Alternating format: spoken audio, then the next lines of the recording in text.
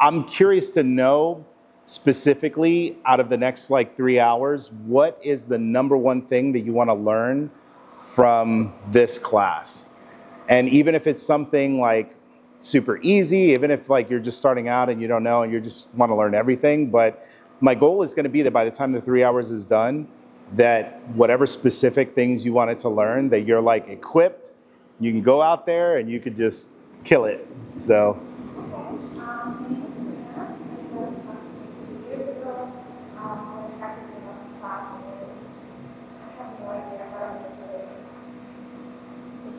Yeah. Oh, gotcha.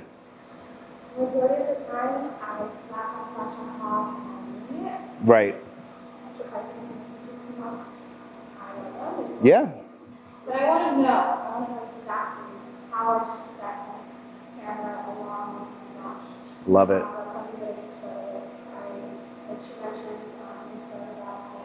Natural lighting, so really like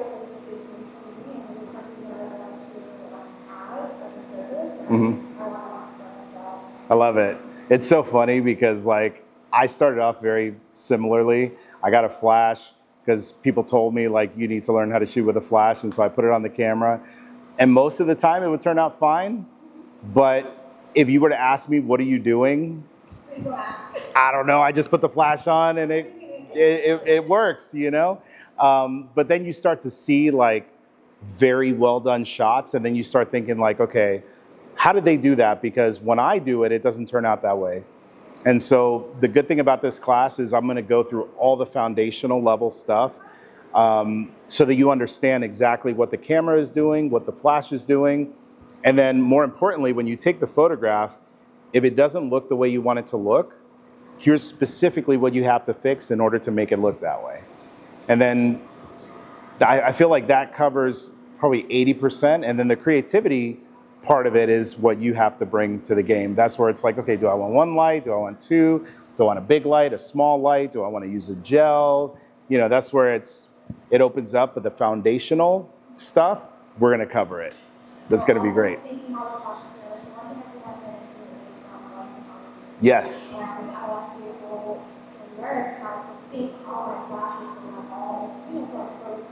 Yeah. So I'm going to put this here.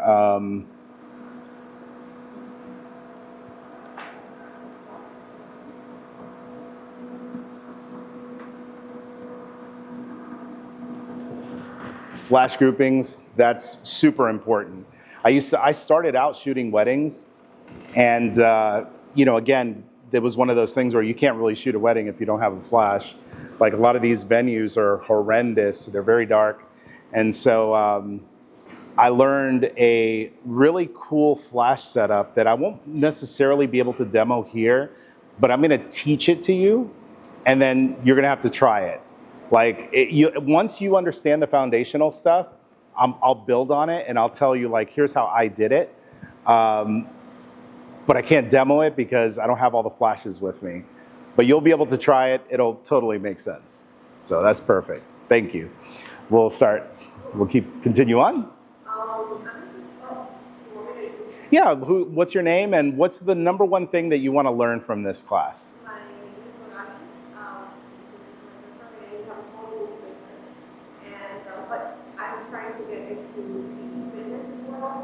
Nice. Yeah, that's great. That's great. This will be one of the main things that we talk about is basically either shooting in studio where you have full control of the light, or shooting on location where you're trying to blend the light that's available in whatever the location is, whether it's a gym, a bakery, outside in a parking lot, whatever it is, we're going to balance the light that's there and then light up whatever our subject is. Or even incorporate more light, because oftentimes in a gym environment, the lights there are probably not going to be anything that you want to use. So you might actually have to artificially light the gym and then light the person to make them look their best. So we'll talk about that. That's definitely going to be something we cover. It's perfect. And then we'll continue on. Oh, yeah. I just wanted to say also on the photo side, yeah, it comes with spot flash. Right. When the photos Do they do like a straight-on type of flash, No, or? it's actually, we have a mirror booth. Oh, cool. It's like a 6-foot mirror. Oh, that's and slick. It has two of these, two of the flashlights kind of like going up, and then it brings out a metal reflector, Yeah, and that's where it gets light up. That's interesting. Sometimes we're like, okay, what are my settings so that I can get the proper photo? Sometimes they come out of blue, sometimes they come out of oh, wow. you know, so. Yeah, so that.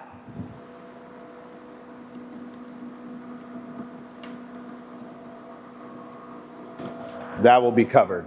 That's super important. Actually have that as part of it, but based on what you're saying, I'm gonna add a little bit more to what I'm gonna talk about. That's awesome. Thank you. All right, and then we'll go to the back.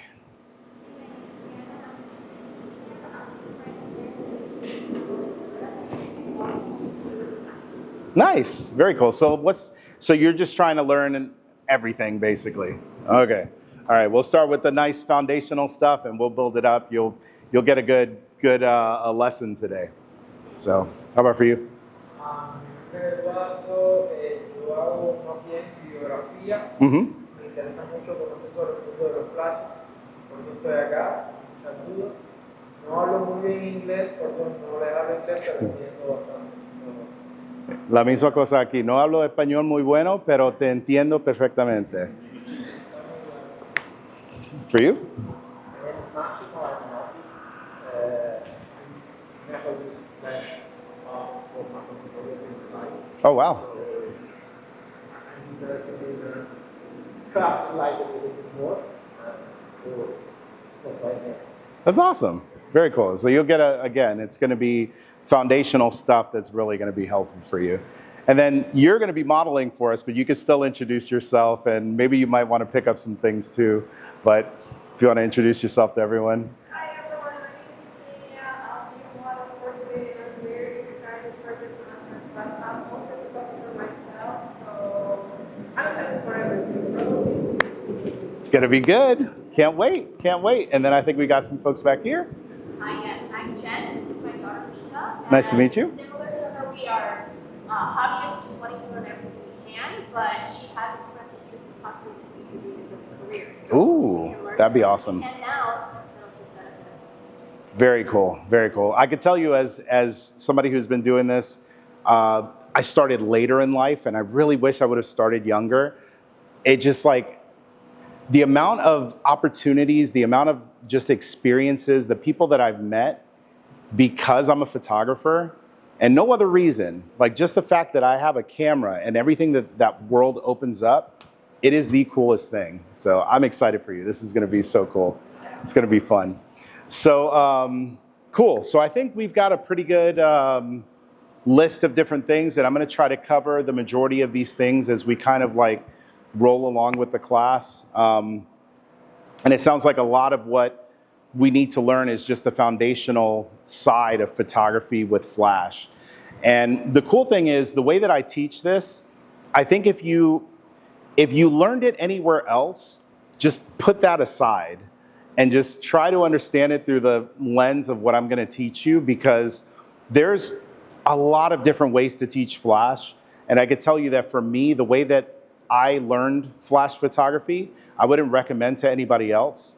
I don't know if you all have been to other classes where photographers teach you how to use flash, but oftentimes they teach it at such a high level and such a like artistic level where it's hard to really pull out like technically what do I do? You know, like I understand the big picture of like, wow, that's a beautiful photograph, but I don't understand how they got to it, because they don't teach the technical side. Most people, even though they might take beautiful images with a flash, they might not understand the technical side either, right? So that's why they stay in this lane of like teaching the, you know, they use big words and fancy words. I don't do that. I teach it from a very basic level. So that's where I say that if you have heard flash photography taught anywhere else, it's cool, take it, put it in your back pocket for at least this afternoon, and you know, just try to digest it the way I'm going to teach it, because I think that you're going to find that the way that I do things is much easier. And it's just much easier to fix. Like when you run into those scenarios where you're shooting and you're like, man, I don't know what's going on. Like I need to fix this, and you're fighting with your flash. It's just easier if you look at it through the glasses that I'm going to give you. If you're doing it from another lens, it's like it could be 100 different things that you're trying to fix, versus for me, it might be 2 to maybe 4 different things that you can really quickly be like, okay, let me try this, versus let me try 100 things that's going to take me an hour, right? So sound good? Good to everybody? Yeah. Cool. All right, so first things first, everything that we're going to use today, we're using all Godox Lighting. I'm going to try my best to remember to tell you the things that I'm specifically using, but I want you to keep in mind that when it comes to lighting, for the most part, it really doesn't matter what light it is that you're using, right? Whatever light it is that you have, if you're like, but Miguel, I've got to fill in the blank brand light, doesn't matter. Light is light. The only difference, there's going to be some differences in terms of how the light performs, how fast, for example, they call it recycle time. So every time the flash goes off, the power has to be built back up into the flash. And some of them are like this. Like you fire a flash and it's ready to go again. Some of them, you fire the flash and it's like 1,000, 2 1,000. Okay, now it's ready. So the biggest difference that you're going to find from like a $30 flash to like a $400 or $500 flash, typically, one of the big things is how fast the flash will recycle. Obviously, there's a lot of other features, and we'll talk about those as well. I love doing studio photography with a strobe. So these things, this, for example, this is a Godox. This is the 8600 Pro Mark II. As you can see, it's a big one, 600 watts of power, a lot of power in this bulb. And so what this essentially will allow me to do is when I'm shooting in studio, this is way more than what I would mostly need for studio stuff. When you go outside, again, way more than what you would probably need to shoot outdoors. But for me, I like to have that extra power to be able to go outdoors and do whatever I need to do. I never want to be shooting and be like, oh man, this light is not bright enough. And that has happened in the past. So with a 600 watt strobe, this is mostly for studio environments. But again, if you're outdoors, if you have people that can help you out to hold the lights, because these are heavier, but you get the trade-off of having quite a bit more power. So for the studio stuff that we're going to do today, that's what I'm using. And then when you're shooting outdoors, y'all have probably seen like the speed lights that go on your camera. You could totally use those things outdoors and they work perfectly fine. The real creativity and the power is when you take that flash off your camera and take it off camera like we have here. So Godox makes this, this is the 8200 Pro 2, which I'm not going to pull out because then I got to take this box off, but it's a smaller flash. This one is 200 watts. So you go from 600 watts to a 200 watt pack, and but you still have the ability to still use big modifiers, which we'll talk about these in a little bit. So you have a lot of flexibility. These are the two that we're going to be using today, but they have a lot of different flashes. So if you have questions, maybe you might have a different model, we could talk about that. But these are the two that I like to use most often. This one more so for like when I'm indoors in the studio, or if I'm outdoors and I have people helping me, and I have a certain look that I'm trying to get, I'm going to bring this. But if I'm by myself, which oftentimes I am, and especially in that heat that y'all have here in Miami, I'm bringing this 8200 because it's a lot lighter. I'm probably not even bringing a softbox this big, but because we're going to be in the studio, it's perfectly fine. So those are the two lights that we're going to be using. Now, we're going to start off at the very, very beginning here. When you are using a flash, you have to have your flash, obviously. But when you're shooting off camera, right? When we mean off camera, I mean that you're not taking your flash and it's not like this, for example, is an on-camera flash, right? Because it's got the flash built in. When I put that in the hot shoe and I take the photograph, the flash is coming from the camera. This gives you a very flashy look. You know what I'm talking about if you've ever used a little point and shoot or your iPhone, right? You see that it's very directional, very flat light. It knocks out the shadows. For a lot of people, they say, well, I don't really want the shadows. But the problem is that if you don't have shadows, you don't have that three-dimensionality, right? You don't have texture. So for example, I'll just show you with my photographs as an example.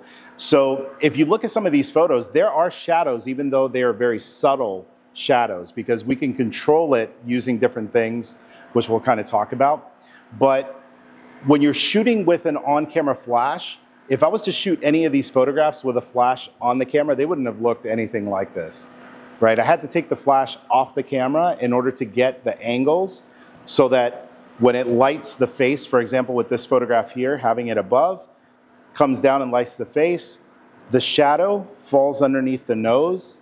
The shadow falls, which you can't see because their hair is tied around her neck, but there would be a shadow a little bit there. And then you start to see the shadow on her collarbones, all of her curves of her body. You start to see a lot of the shadows kind of fall through with that. Same thing here, very similar setup. A little bit more coming from this side because you can see that there's a lot of shadow here on the side of the face. A lot of shadow on this side of her neck, but this side is lit. So my goal, again, as I'm going through this, is I want you to understand the directionality of the light.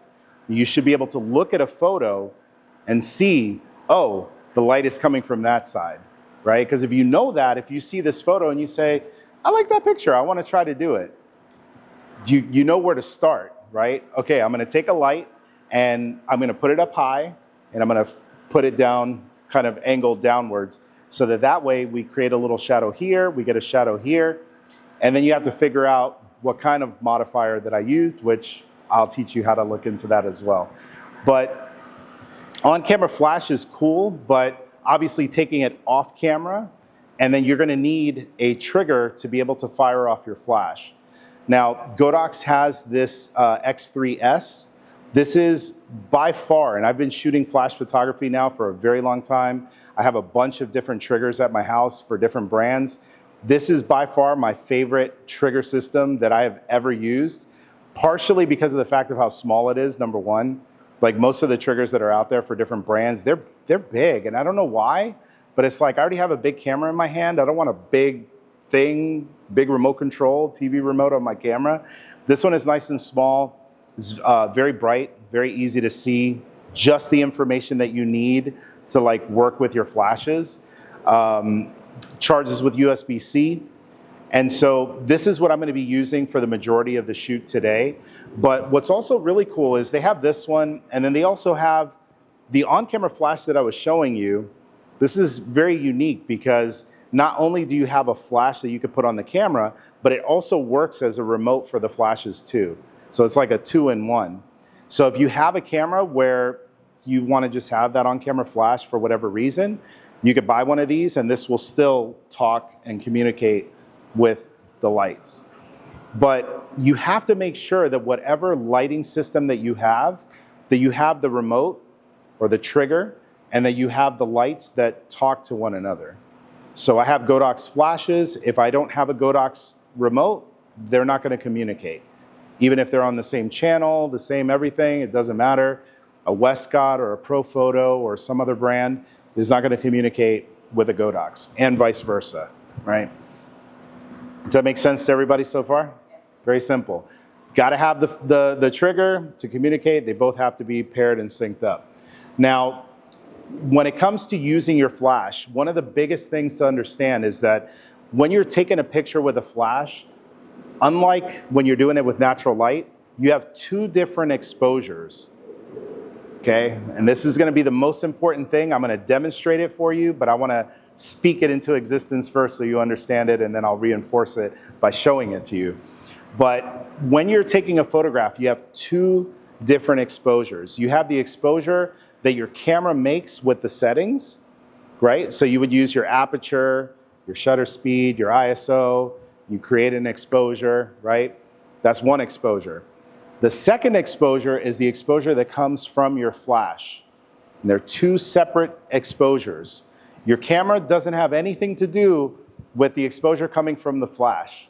The exposure coming from the flash comes from your remote, either dialing the power up or down.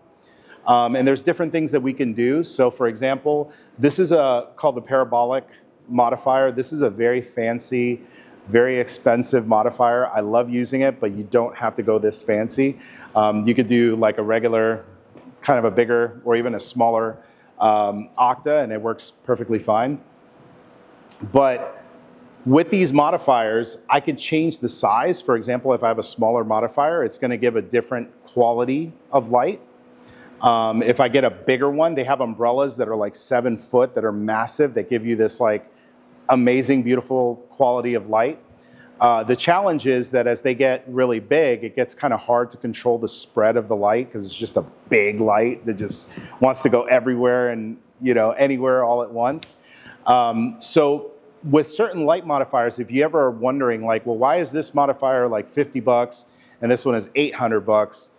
As you go up in price, usually they get bigger and you get more control over what the light is doing. So some lights might be softer, some lights might be harder, and then some like this could be both soft and hard depending on how you set it up, right? And that's why this one will cost you a little bit more than this one. This one is kind of it is what it is, versus this one that can be whatever it is that you want it to be, right? So again, going back to it, you have 2 different exposures. I'm gonna usually in a studio environment like this, my camera settings are gonna get rid of the light that's in this room, right? So for example, I'm using a Sony, this is the a7R5. I've got an 85 millimeter f1.4 lens. I'm gonna tether here so you can see everything that I'm shooting. And then, move this out the way. And usually when I start off a shoot in the studio, and when I say in studio, don't get hung up on that because my studio used to be my living room. So it doesn't have to be that it's like this where it's a big fancy studio. Just think in terms of when I'm shooting inside and I've got like a background or a backdrop, that's my studio, right?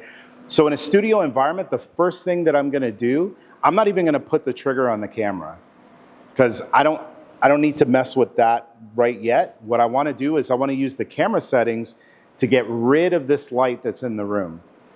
Now, does anybody know why I would wanna get rid of the light in the room before I add the flash?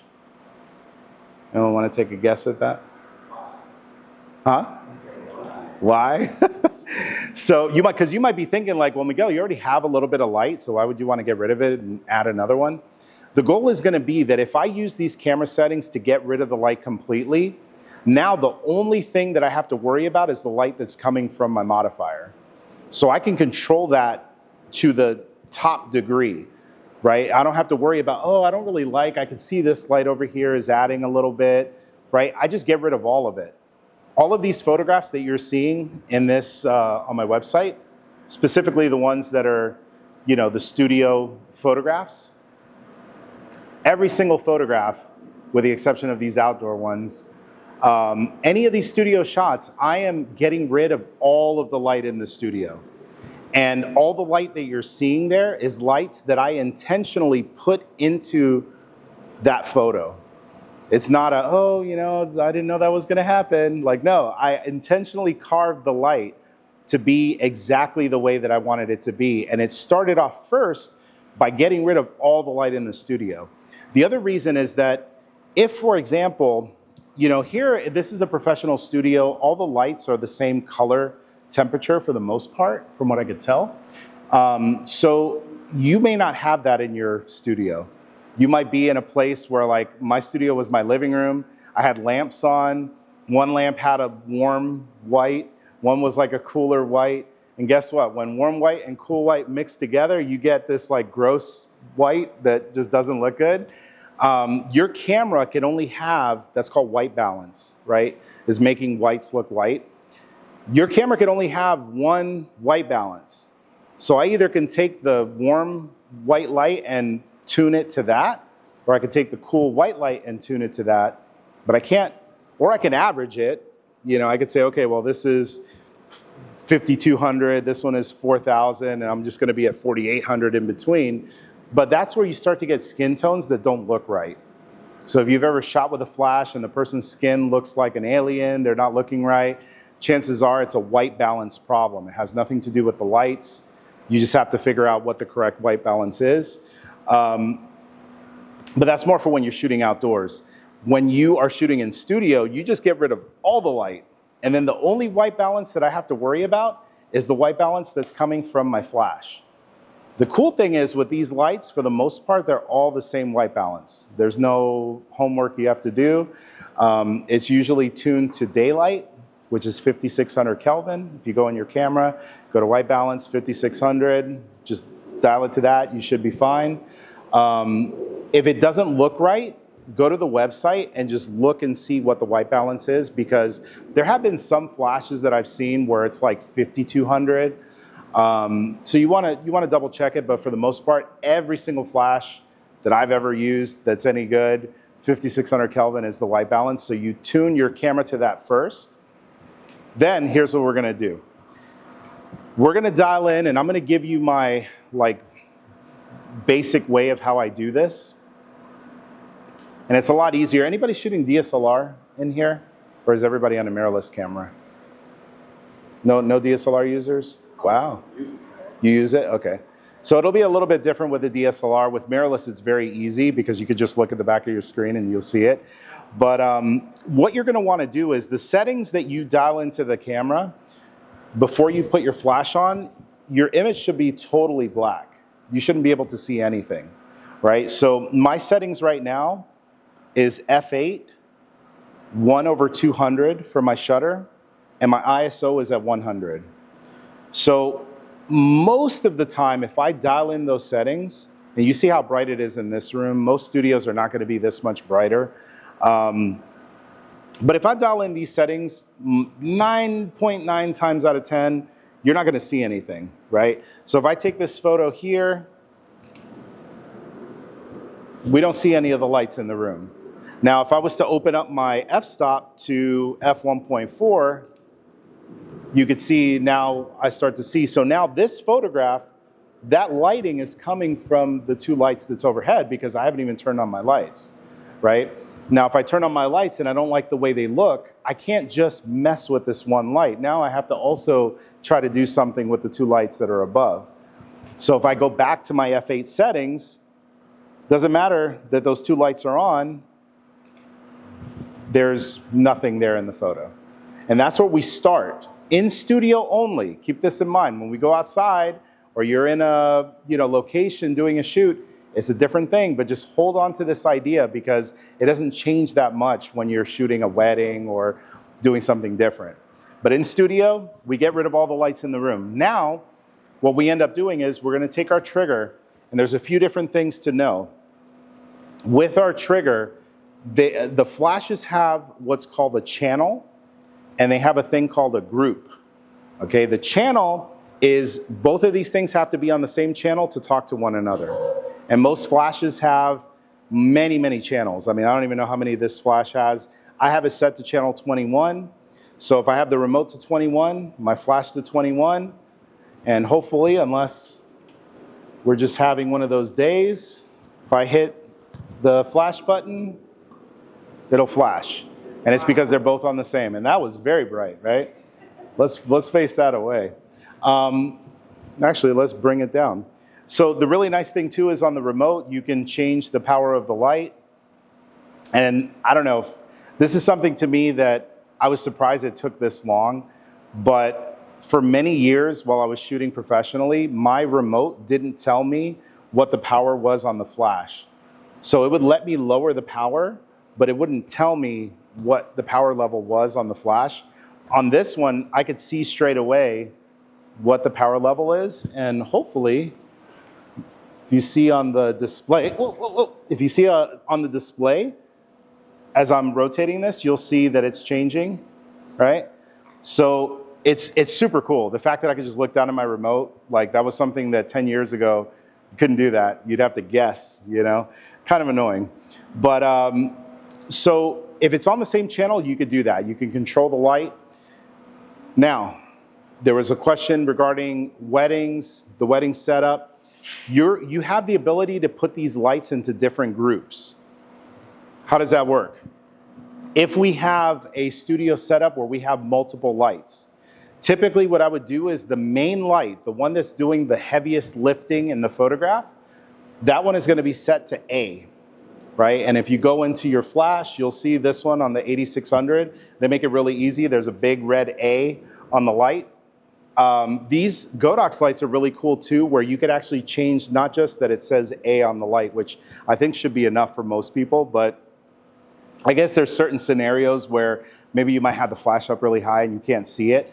So they also have this light here, and you could change the color of the light to match the group. So we could have group A, group B, group C, and I forgot how many total groups you can have, but every single one of those groups, you could basically have them, yeah, here it goes. So it's A through F, and you could basically have all of those, and I have them turned off because I usually only have ABC, but if you had a very fancy light setup, you could have A, B, C, D, E, F, right? Plenty of different groups. So what you would end up doing in a studio environment is you'd have this main light set up as A. Let's say I had this light behind, and that light was just adding a little bit of light to the hair. This one I could set to group B. And then let's say I had a light in the front from underneath that was just adding a little bit of fill. I could put that one to C. And then on the remote, I can go one by one. A is going to change this. Then I go to B, change the power of that. Go to C, change the power of that. And we'll talk about how you blend all of them together to make a photo. But again, we're building it up slow. Just understand that that's how it works with the groups. Every light could be a group, and you could have multiple lights in one group. So for example, I could have my main light in A, and maybe I have two lights that are doing the same thing, same power, but one is on one side and one is on the other. I could put both in group B, so that when I change the power of group B, it's doing it to two lights and not just to one, right? Now, when it comes to doing the wedding stuff, the way that I would typically do it is, let's say this room was a lot bigger, because obviously like at a wedding, it's a big, huge room. There's tables set up, people dancing, you know, places to sit, all that. What I would typically do is I would have a flash in each corner of the big room. I'd have one flash up high on a light stand just facing down, one in this corner, same thing, all four corners, and each one would be set to a different group. And then I have my flash on camera. And so what I'm doing is I'm walking around, and with my light, if I'm over here, I don't necessarily need these lights to go off. So what I'll do is I'll turn off. Let's say that's group A, B, C, D, right? I'll go over here, and if I'm talking to somebody and I'm going to take your picture over here, I turn on group A, so I have the backlight to light up your hair, and then I got the flash on camera, and I go boop, and only that light with the flash on my camera goes off. So it lights them up, it adds a little bit of light to the background. If I go over here, this is D, same thing, maybe I want to add a little bit of a backlight, I'll go here, take the picture, only the flash on camera, and D goes off. Does that make sense? So that's how you want to set it up if you're doing like a event or a wedding. And all those flashes are doing is bringing up the ambient light, right? Because we're not working with the lights that are in the wedding venue. We're making our own light. And so sometimes the light is lighting the person, but most of the time why you use the flashes in that way is to light the venue. And now you have, again, a color temperature that's consistent. If you want to gel it, make it a different color, you could do that. Most people don't, but you could. If that's your artistic, you know, ability, go for it. But what's nice is all the flashes are all putting out the same color. They're all putting out the same white balance, same color temperature. And it's much easier to get photos that from 1 to 1,000 photos, they all look the same. And if you want to raise the power, lower the power, whatever it is, you just go to group A. I can dial it down if it's too bright. Maybe the room lights turn on and it starts to bleed a little bit into the photo. How do you fix it? You change your settings on the camera to get rid of that light. And then maybe you have to compensate by making that flash more powerful, right? So it's a dance. But the most important thing to understand is your settings in your camera, they work with your ambient light or your natural light. However it is you want to describe it that makes it stick for you. Your camera settings only affect the light that is available where you're shooting. Any questions so far? Yes? So, I have 4 things going for off flash. Mm-hmm. And I have a flash on the camera. This is group A, B, C, and D. Uh-huh. What group would the flash on the camera be if I want to sync it with each? Good question. So it wouldn't necessarily be in a group because it's on camera. So the groupings are for off camera. So the on camera one probably wouldn't be in a group. It would just go off. Godox is camera. Oh, it's M, yeah. So it's manual. So it's saying like, it's its own, it's on the camera, so it's manual. You have full control over it. But we'll say it's an M group, but it's not really in a group. Yeah. Correct. Yeah, because that flash is going to fire off the other lights. So, very good question. Any other questions? Does it make sense with the groupings? Right? And it'll make more sense as you see this, but it's important to understand it because as you get more complicated, like I'm going to show you some very simple but very powerful lighting setups. But as you start to go to 2 lights and 3 lights and 4 lights and 5 lights, and then you have a bunch of lights and they're all going off, you got to understand, like, you have to put them into different groups or else it just gets impossible. Then you have to, if you don't have them in a group, what you end up having to do is you have to walk to every light, you got to dial it in, see if it looks good, then go to the next slide and dial it in. It takes forever, right? And we're talking about that earlier of like, we need to be fast. If you have them set up into the correct groups, you're good. And again, with these Godox lights, specifically with these, you have these lights where you could change the color. So it's a lot easier for me to see, okay, well, A is red, B might be blue, C might be green, right?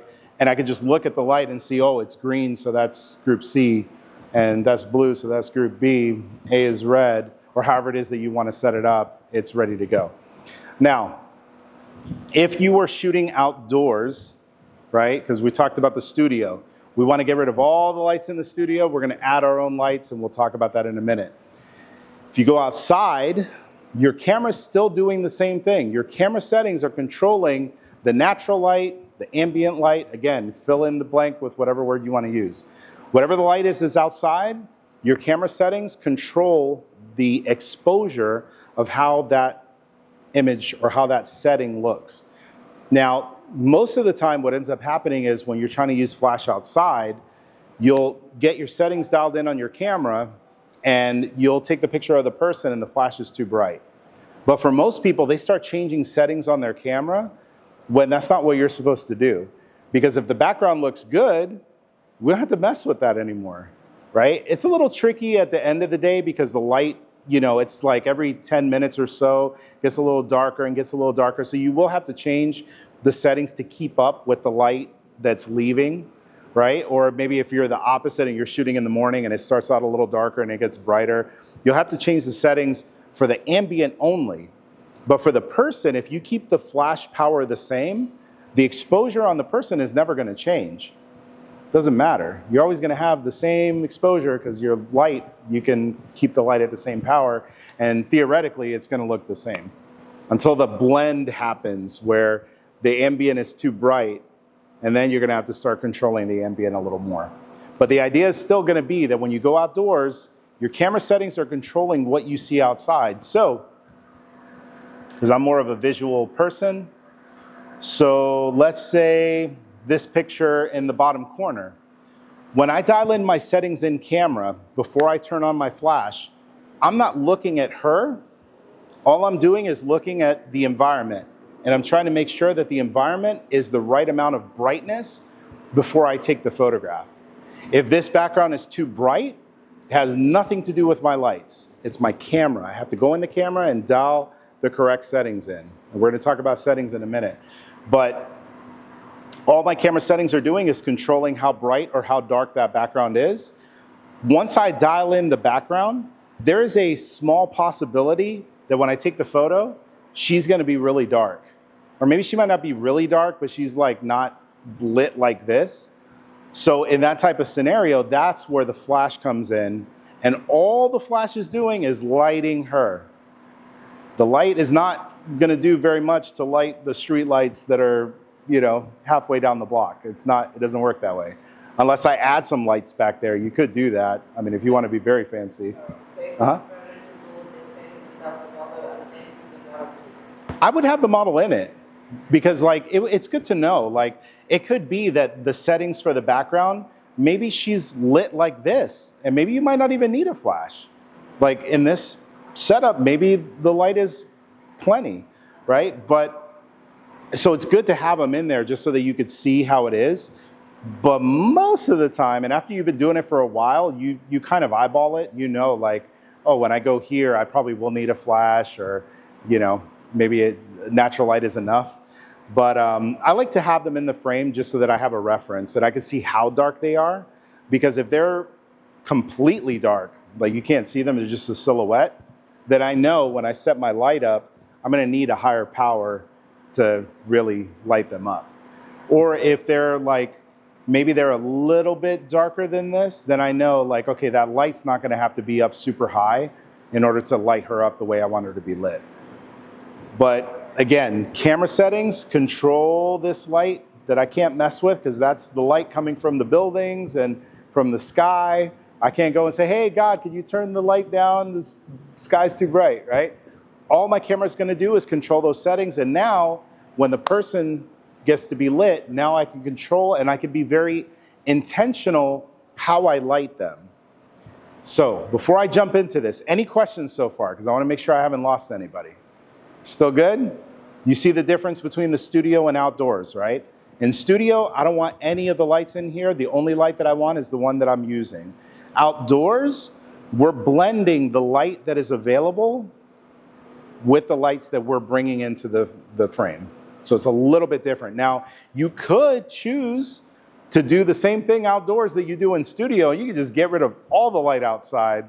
You could make it look like it's nighttime in the middle of the day, right? Like we did in that photo. You could do that, but that would be weird. But you could do it, right? But the idea and the concept is still the same. Your camera settings control the ambient light, whether it's indoors or outdoors. Your flash, you light the person or people. If it's multiple people, it's all the same. All right.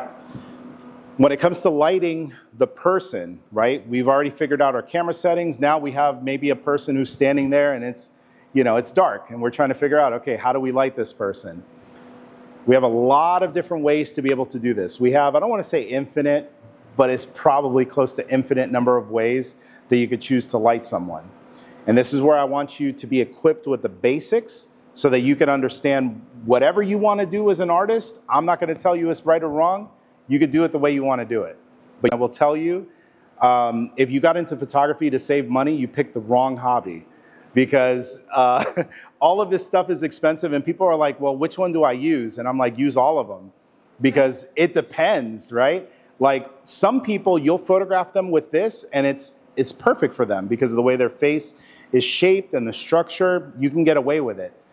Other people, you might need to go to a softbox, because this softbox makes everybody look great.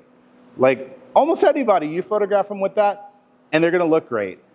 It might be a little boring, but they're going to look great, right? And I say this because a lot of photographers will tell you, oh, soft light is so great, and always use soft light.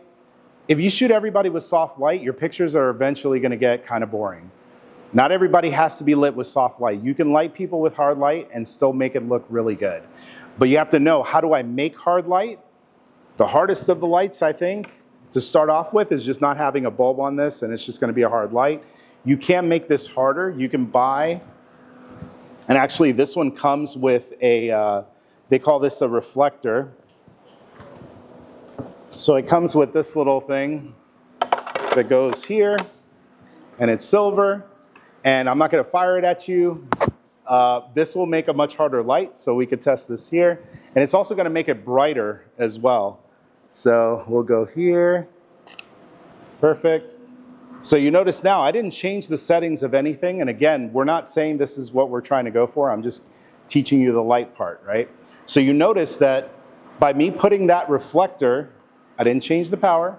It got a little bit brighter, right? But look what happened to the shadows. On top of getting brighter, right? You could see it's a lot more, it's a lot sharper, it's a lot more defined. So again, depending on the person that you're photographing, you might want to use a harder light. And if you do, there's different ways you can use it. But just keep in mind, if you want to make hard light, you could use something like this. They actually make different modifiers for this too, where it's even harder and it is even brighter. They have these different like long throw and short throw reflectors. They look similar to this, but they're even bigger. Some of them are even deeper. They look like a big hat. And And all of them are going to give you a different quality of light, but they're all going to be on the harder side of the light, right? So if you want to make it that way, you can. Generally speaking, if you want to photograph people and you want to do portrait work, the best thing to do is to try to use softer light. So by putting this into this parabolic, it's kind of tricky because this technically is still a pretty hard light, but it's a little bit softer than what we just did because the size of this thing versus the size of this thing, right? As that light gets bigger, it typically gets a little bit softer, right? As it gets smaller, as the source of the light is very small, it's typically going to be a much harder light. And again, this is just stuff you put in the back of your head because if you want hard light, cool, make it smaller, maybe have a silver interior and that will make it harder. It's another thing, you're going to notice some of these soft boxes, this one has silver, some of them will have white. Some of them will have silver and white. The very fancy ones, you'll see it's like a weave where it's white and silver. Silver is going to create what's called specularity. And if it's a big word for you, you don't know what that is. Specularity, all these hot spots on the face is coming from how hard this light is and because it's silver. If I had this exact same reflector, but it was white, these spots on the face that are very bright would not be so bright. Even though it's the same exact size, changing from silver to white will bring down the specularity of the image or the specularity of the face. So if you're photographing somebody and you're like, man, I don't like the big shiny spots on the face, you have a lot of options. You could not use silver and use white, and that would make a big difference. There's a lot of ways. I don't want to dive off the deep end with that. But same thing with modifiers. You can buy different ones. Some are silver, some are white. They could look exactly the same, and the only difference is going to be that when you use the white one, the hot spots on their face are not going to be as bright. They're called specular highlights, and they will be a little bit more muted. You could turn a hard light into a soft light, and you could turn a soft light into a hard light, and anything in between, right? So let me ask you all this, because I'm curious to see if any of what I'm teaching is really soaking in. If I have a hard light source, I take this flash, and I have this reflector, and obviously if I am facing it directly at the model, it's going to be very hard. What could I do to take this hard light and make it softer, just without adding extra stuff or anything like that, just with what I got? How do I make it softer? Anybody want to take a guess at that? Nope. No settings on the camera. Don't ever touch the settings on the camera. Once you have this in the studio, we don't touch the settings in the camera. We're done with that. But good guess. What's the next one? Bouncing it somewhere. Yes. So what you could do is you could take this same hard light and instead of, I don't know, let's see, where did this thing go? Let's test this out. And it's black wall, so this might be tricky, but let's try this. And again, I'm going to show this in this way because I really want to make sure that you are the most creative and the most versatile photographers that you can be. I could teach this very vanilla, but I want to teach it with a little bit of sprinkles here. So if I was to take this very beat up V-flat, right, and I'll put it here, all right, and I know I'm blocking, but I'll move this. All I'm going to do, for those that can't see, I'm going to take this light, and I'm just facing it to the white side. So I'm going to go like this, but it's on this side, right? So we're going to bounce. Yeah, and you'll see it on the TV when it pops up. So instead of going directly at the model, we're going to face it off the white here. And again, everything is still the same. And you're going to see, obviously, it's not as bright. The reason why it's not as bright is I'm not facing it directly at the subject. Now, instead of it going from the light directly to her, instead, it goes off the white wall, and then it comes back. So usually when this happens, you could take that same hard light, and all I got to do is increase the power to make it brighter. Because remember, the camera settings, just control the room. Light, now all I have to worry about is the light that I'm using to light the person. And in this case, it's this very heavy light that I'm holding in my hand, right?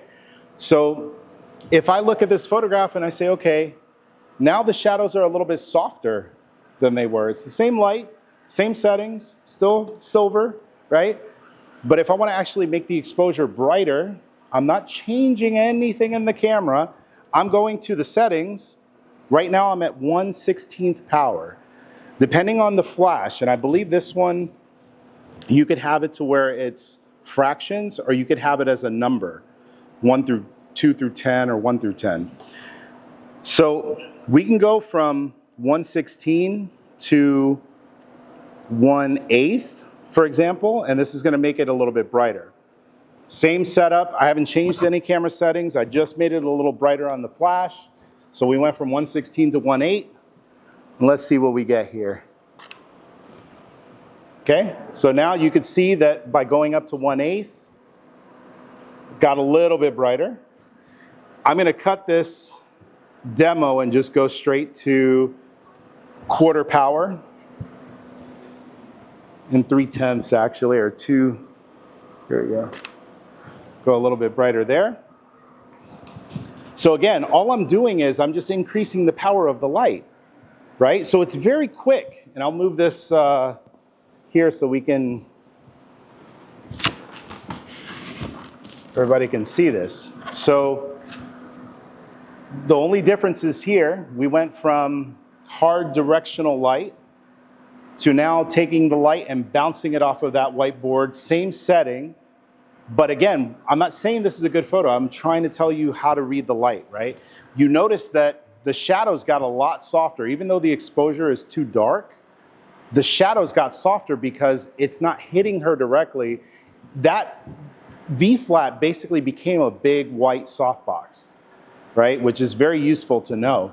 Then we went from 1/32 to 1/16. It got a little tiny bit brighter. And again, you could see the shadow is starting to get a little bit faded. It's hard to see exactly. I mean, you can see it's here, but it's not as sharp of a line, and it's not as dark, and it's not as deep, right? Same thing on the face. We're starting to see that the shadows are not as pronounced.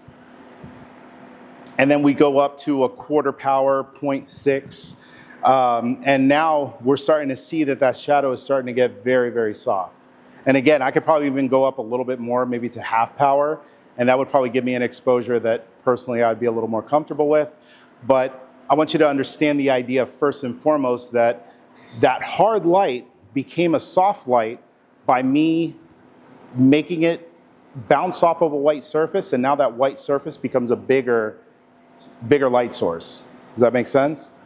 If the ceiling was white and not black, I could have done the same thing. I could have taken this light, in the photo booth example, if it's a white ceiling, I could bam, right off the white ceiling, and it would come down, and the light would look different because the light would be coming from above, but in theory, that would also work as well, right? Or even these white walls, if I wanted to take the same photo coming from this way, hit the wall, it would come back this way, and you'd have that directionality where this side of the face would be lit, that side of the face would be in shadow, right? Any questions so far? Is this making sense? Is it so far looking a little easier than what you might be thinking? I'm building up on this, but I want to make sure I don't lose you. So you notice, again, no camera settings changed, same modifier. Now, I'm not saying to do this. I'm just showing you the theory, right? What I recommend that you do is to actually have different light modifiers that give you the exact type of quality of light that you want. So, for example, we've got this light modifier here. This is going to give us a totally different kind of light. We still have a little bit of a harder light because it is silver, and there's no diffusion on this, so it is going to be the hardest that this light could possibly be. But again, we could take a hard light and we can make it softer. Not only could we bounce it off of a white surface to make it soft, they make these fabrics, which this specific modifier doesn't come with it. You have to buy it extra. But most softboxes, when you buy them, they come with this fabric material, and there's usually one on the inside as well. So this is what's called diffusion. This softbox is double diffused, which means that when that flash in the back goes off, it gets softened once on the inside, and then it finally gets softened on its way out. This is going to give you the softest possible light that you can get, right? Because it's double diffused. But again, we turned hard to soft. You could turn soft into hard. How would I do that? What was it? No, put it out there. The power? Yeah. Yeah, almost. Almost. That's a good guess. What was the other one? Yes, correct. So the easiest thing to do would be I just take this off, right? And if I take this off, it's going to be a little more like this one, where it's a little bit of a harder light because it's just silver, right? There's no diffusion at all, so it's going to come out quite a bit harder. And when I say harder, that means you're going to see more shadow. The shadows are going to be sharper. If I wanted to make this softer, how could I make it softer? Huh? Both, but I'm saying now, let's say that both of them are on there as they are right now. How could I make this even softer? Light of the flash, that's one way. What's another? Bouncing it? Yep. So in theory, you could bounce this off of a V-flat and that would give you a softer light. It would eat up a lot of the light though. So you would need like one of these to really put a lot of light out, because this fabric cuts down the exposure of the light, meaning it makes it less bright. So the more layers, the more bouncing, the more all of that, you have to have a big, powerful light to do it. Don't overthink it. It's not a trick question. Sometimes I feather it. Mm-hmm. I point it less directly at the subject. Yes. And do more of the Yes. peripheral light. That was one of two valid answers that I was looking for. So keep this in mind. When this flash goes off, the flash is in the middle of this softbox, right?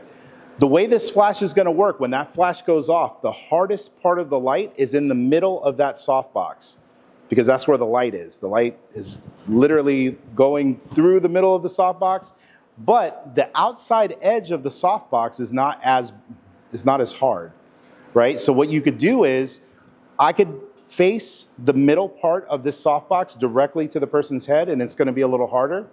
If I take the light and make it to where now the outside edge of the light is what's lighting their face, it's a little softer. So that's one way you can do it.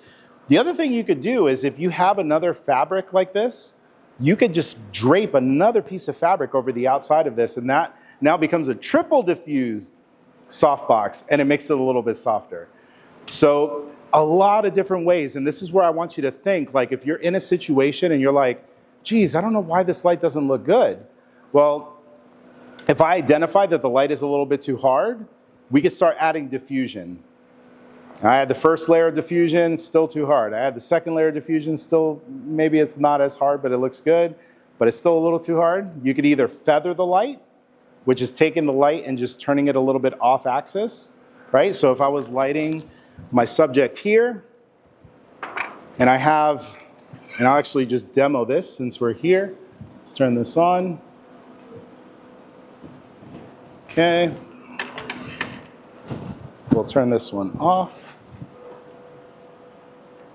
All right. Okay, game time. Here we go. And again, I haven't dialed settings in, but I'm going to assume this is going to be perfect. All right.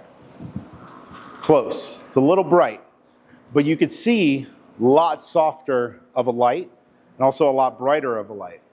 Now, how do I fix that? If I took this photograph and I looked at it and the light was too bright, there's a bunch of different things that I can do, and I usually tend to do the easiest thing, the easiest of all the options, which would be basically to take my light source and just turn the power down, right? So if this is at hopefully 1/16 power, actually no, it's 1/2 power. Oh, then. Forgot about that. Just make sure these are talking to one another. All right. see what 1/64th. So I lowered to 1/64th. Now it's too dark. All right. So again, if I want to make it brighter, we'll go to 1/8. Perfect. Now we're getting brighter. Let's go to 1/4 power. And now we're getting something that looks quite a bit nicer. So you could see the only thing that's changing in these photographs, I'm not changing the camera settings. The f8, 1/200, ISO 100 stayed the same the whole time.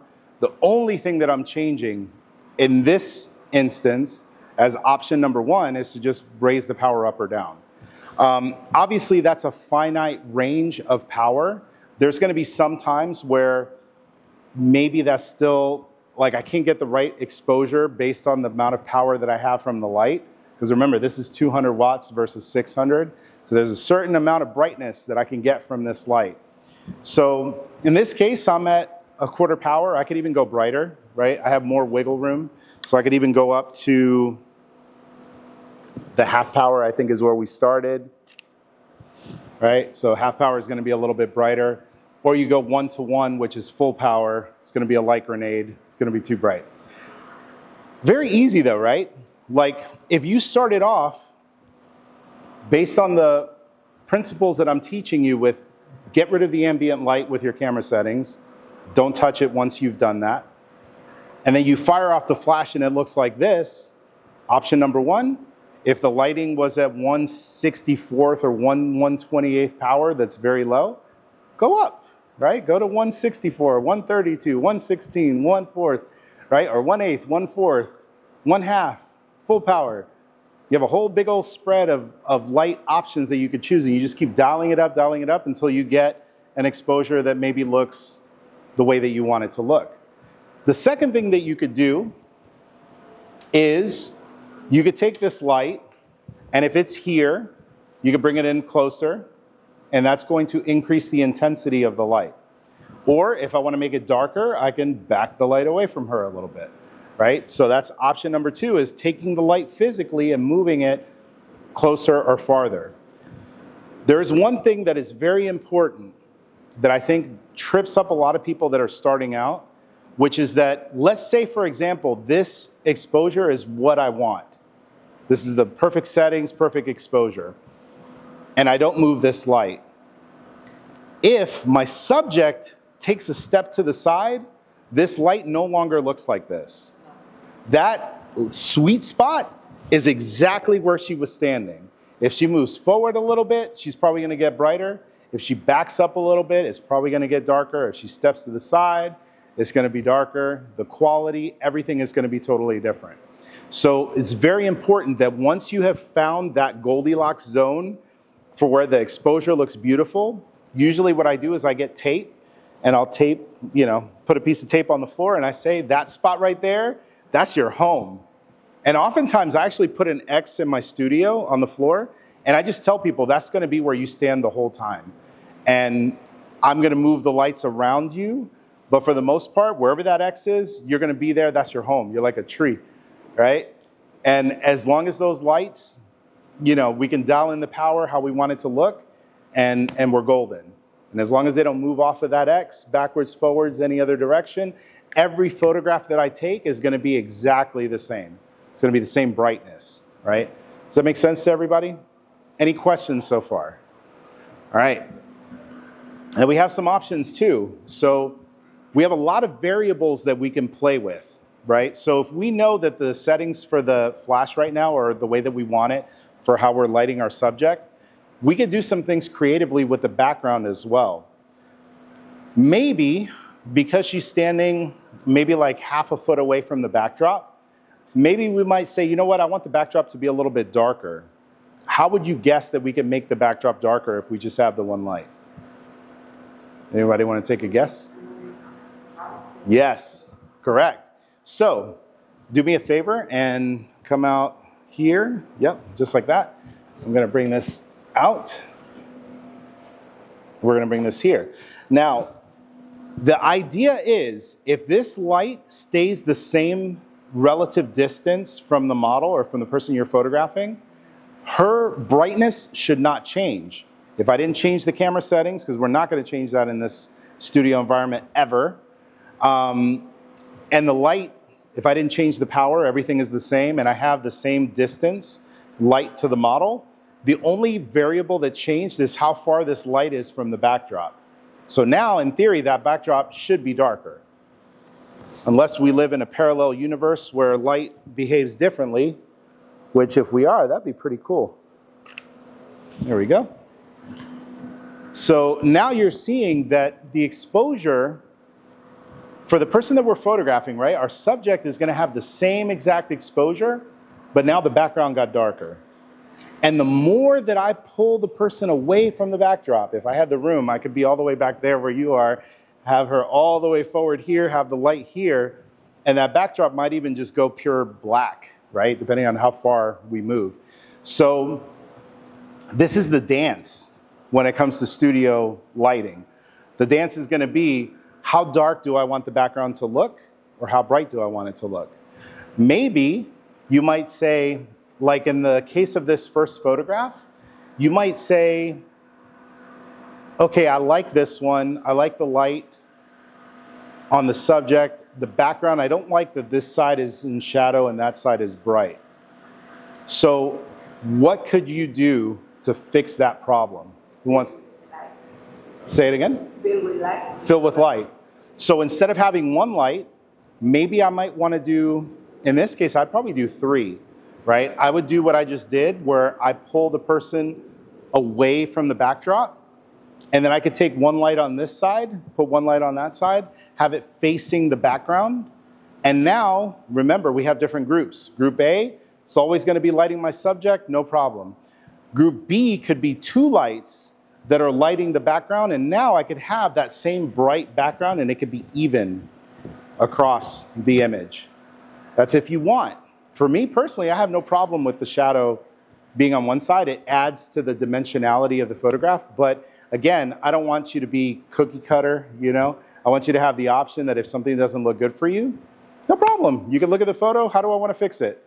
We could fix it in 100 different ways, but the easiest way, keep the light the same on the person, add a couple lights on the background, and now we have control. Any questions so far? I want to make sure I don't leave anyone, and I want to make sure this is like crystal clear before we continue and we're building on this. But so far, does this look easy? Does it look straightforward? Can you figure out, like, if something isn't right, this is what I need to fix? So far, all right? And be honest, you're nodding, but I want to make sure you really understand it, because if not, I'm going to continue on and pretend like you know. So be honest with me, because I will explain it in a different way if it's not, you know, if it's not landing. This light creates this soft look. But again, everybody that you're photographing, and this is the thing that it took me a while in the beginning to really understand. There's a product called the Beauty Dish, for example. It's a light modifier. It looks like a big salad bowl. And it says Beauty Dish in the name, right? So I wanted to be a beauty photographer. I love those like very close headshots that you see on like the cover of beauty magazines and stuff like that. So I figured, okay, it's a beauty magazine. They have a thing called the Beauty Dish. Let me use the Beauty Dish to take these pictures, right? I photographed the first person ever with this thing, and it came out beautiful. I was like, this is exactly what I wanted. Next person came to my studio, which was my living room, and I photographed them, and it didn't look as good. And then the next person came through, and I went to photograph them, and it didn't look as good. And I'm like, what's going on? This thing is called a Beauty Dish, and it's not making everybody look beautiful. What is going on, right? Spent like $400 on this thing, and I did that thinking like this is going to be like a easy, like a cheat code. And it turns out that just because you use the Beauty Dish doesn't mean everybody's going to look beautiful with it. Because some people's faces, based on their shape, based on the structure of their face, some people look really good with a hard light, which is what the Beauty Dish was giving. Some people look good with a very soft light, which is what something like maybe a bigger version of this would give. This is already pretty soft, but if you wanted to make it even softer, again, the bigger that light source is, it continues to get softer and softer and softer to the point to where you don't even see shadow. It's just like a very nice, like I don't know if I have any on my website that I could show you as an example, but because I'm not a huge fan of doing it. Go back to the beginning, but yeah, I don't think I have any examples on my website of like super soft light, but yeah, I don't think I have any examples because I don't use it very often. But if you were to take a light, like let's say these walls were white, and I took like 2 of these lights and bounced them into it, because again, you need a lot of power if you're going to hit a wall and make that wall reach the person. But if I turn this whole wall into a big light source, I could take 2 lights, bang it at full power, hit the wall, it'll come back, light the person, and it's going to be the softest light. It's almost going to look like daylight in shade, right? It's just beautiful quality of light, but it gets rid of the shape of the face. And so depending on the person's face and what their shape is, it might not look good, right? So that's where, when you're taking photos of somebody, the first thing you're going to look at, what's the quality of the light? Is it hard or is it soft? Or somewhere in between? It's just hard or soft. Like there's a range in between, right? It could be a little soft, but it's soft on the harder side, and it could be a little hard, but on the softer side. It's a spectrum, right? So the quality of the light's the first thing. The second thing I look at is the directionality of the light. Where is the light coming from? Is the light coming directly from the front of the person? It's just bam, right? Like on camera flash, that's straight on. They call it flat light, right? Is the light flat? If the light is flat, that means it's on axis with the camera. It's just coming straight, which I love to do. For example, I will use this type of setup where I'll take a big softbox and I will take the light, and I'll show you what this looks like because I feel like it's easier to visualize it than to talk about it. So here's what a flat light will look like. I'm going to have you take like a half step back. Yep, just like that because I'm on an 85. And then take a little micro step this way. Yeah, perfect. There it is. Perfect. It's good that you're a dancer. You understand the micro step. So here's what a flat light looks like. It's coming directly, right? So this is pointed directly at my subject. It's not very bright. Anybody want to tell me how I can fix this? Tell me again. Let's say I can't get closer because I'm on an 85. I can't move any closer because if I get closer, it's going to cut. This is the perfect crop. What can I do? Yes.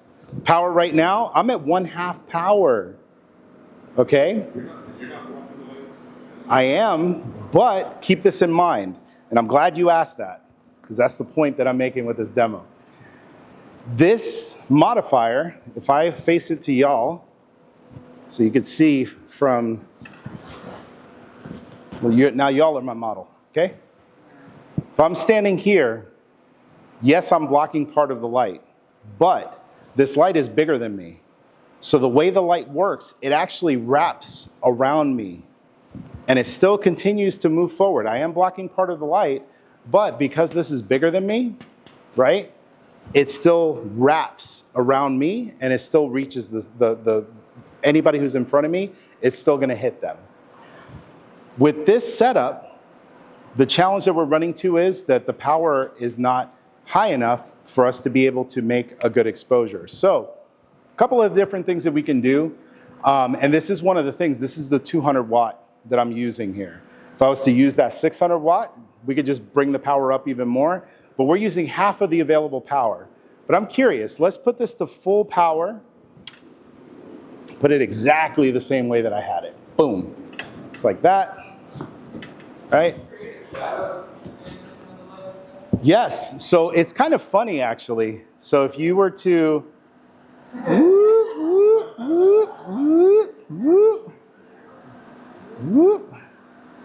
This is what 61 megapixels does for you. Right? So yes, you will be in there. But you know what? If you were to... hold on. Beep, beep, beep, beep, beep, beep, beep. All right.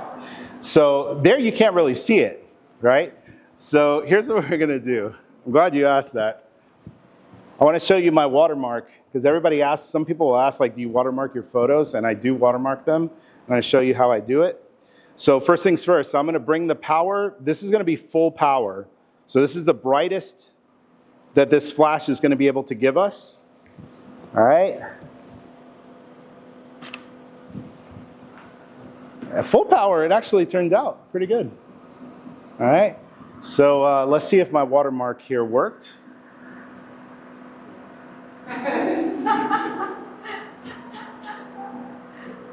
Deuces. Can't see the fingers so good. But yes. So. Oh, yes, I do.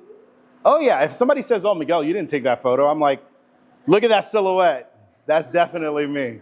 Right? And what's funny is if I go on my website. No, wait, you're being serious? Deadly serious. Deadly serious. Let me see if I can find. It might be kind of hard to see them on these. Maybe on this one. It's really hard to see. Yeah, on the website you might not be. Yeah, if I had them on my actual like computer, like have the photo opened up in Capture One or Lightroom, you'd be able to see it. But I have there's several photos. Maybe this one, you can kind of sort of see there's a line in there. Yeah. So in a lot of the photographs, you will see me in the eyes. There was one. And that typically only happens when the light is coming like that from behind me. So I don't think it was that one. Maybe it was under portraiture. There was one that I can think of. So in this photograph, it's the same thing. The exact same setup that I'm showing you, except it was a rectangular softbox instead of a rounder looking one. And I'm standing in front of it. And you could see me in the eyes. You have to light, right? Yes, I love it. You're reading it. Where did the fill light come from? What's it doing? From the side, right? So you're seeing the exposure here is the same, but then you see this bright area here. So what did I do? I did the same thing I just did there. I'm standing in front of the light, except it's rectangular instead of round. And then I had a second light behind that was hitting the back of the ear, which happened to light the side of the face. So 2 lights. Very easy. Once you start to understand how light works, you could look at a photo and you could guess, was it 1 light? Was it 2 lights? Was it a soft light, a hard light? What direction did it come from? You could see that because the light was going straight on, there's not really any shadows on the nose. There's no shadows on the eyes. Everything is lit. Versus like the photo right next to it, you can see there's a shadow underneath her lip. There's a shadow under the nose. There's a shadow under the chin, right? So we know that light, and you could actually see it in the eyes, it was coming from above. And then you see this little sliver of light in the bottom, right? So to build on what we're teaching here,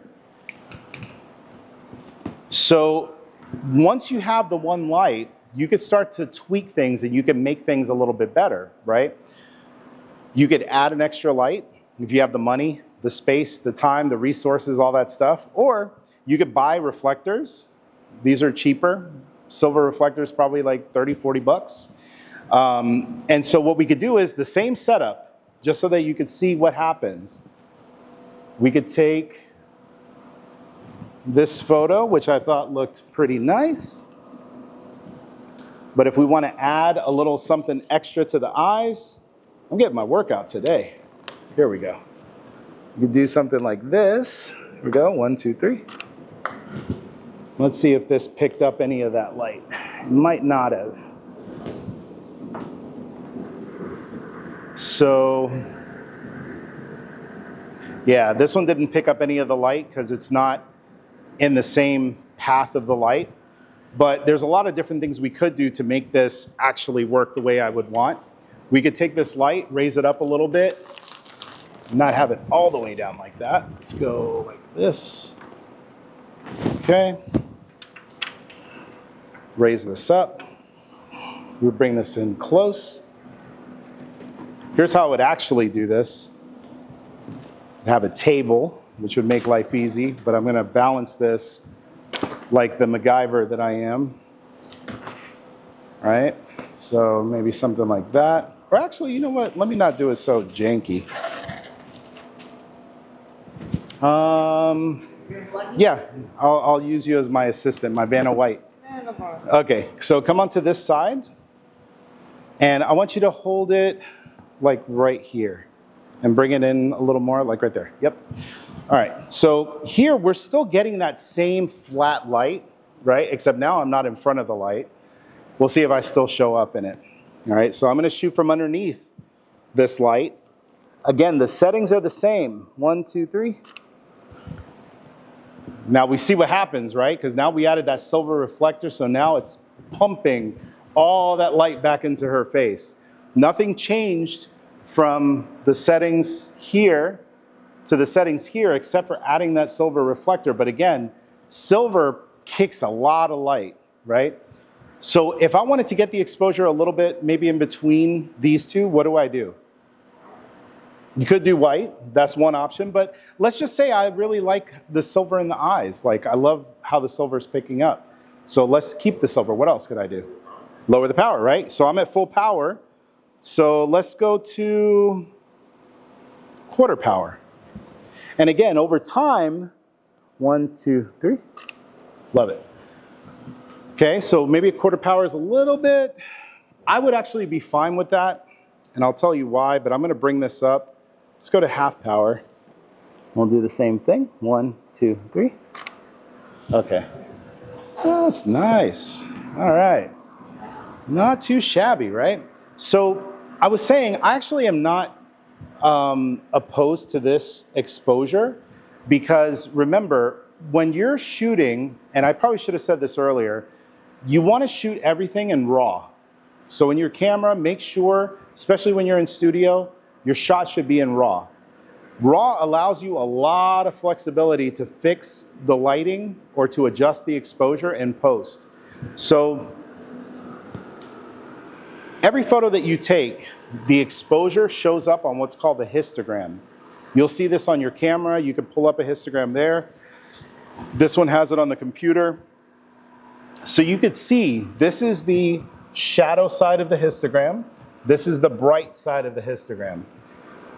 These are the values in between, right? So you can see that because these peaks are on the left side, that means that the majority of this image is dark, right? When I take this photograph and I look at the histogram afterwards and I see all this blankness over here, I know that when I get to my computer, I have a lot of room that I can brighten this image up in my program and it's going to be the same. So we'll add this as, you know, I was telling you, you could raise the light up, you can bring it in a little bit closer.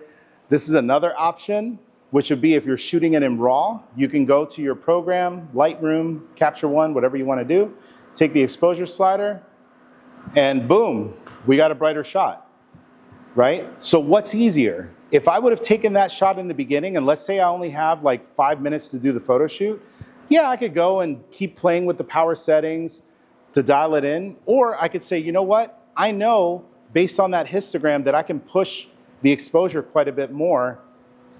Let's just do that, and let's just keep shooting, right? Let's keep it moving. So that is one option that you could have. And same thing here. If this image was a little bit too bright, we can go in the opposite direction. We could even bring the exposure down on this one, or you could bring it up a little bit brighter too. So there's a lot of different flexibility, a lot of different options that you have. And if we zoom into the eyes here, I didn't nail the focus, so don't judge me. But you can start to see the reflection of that reflector, which looks kind of cool, right? I love the look of that. Like that would look pretty cool to me. And it looks different on the TV, I will say. I'm going to flip my monitor. It looks quite a bit different on how it actually looks. The TV colors are horrible. But exposure-wise, that looks good to me, and I could rock with that. So that is the flat light option. And we're taking that flat light and we're kind of spicing it up a little bit by adding that reflector to bounce some additional light into the eyes. I will tell you that this is probably one of the most common things in my portrait photography is I'm more interested in this real estate here, the eyes, than I am on the totality of the image. Because the majority of these shots, you're gonna notice that every single one has something going on different in the eyes. And the way that I'm doing that is by doing things with reflectors, right? The softbox itself, depending on what shape I'm using, is gonna make a different, they're called catch lights. So it's gonna make a different catch light in the eye based on what shape I'm using, based on the direction, if it's right behind me, or if it's just above me, or if it's to the left or the right. I can manipulate where these catch lights start to show up in these portraits, but you will see that every single portrait, I mean, almost every single portrait every time is gonna have catch lights. And these lights is what make people look alive. If you don't have those in the eyes, and you're ever wondering like, man, I don't know why this person doesn't look so good, it could be that there's no catch lights. And if there's no catch lights, the person's gonna look like they're just not with us, right? They're dearly departed. I just noticed as I was looking through this, there's me in the reflection there. So I had the light source coming from behind me, and that's why you see my silhouette in her eyes.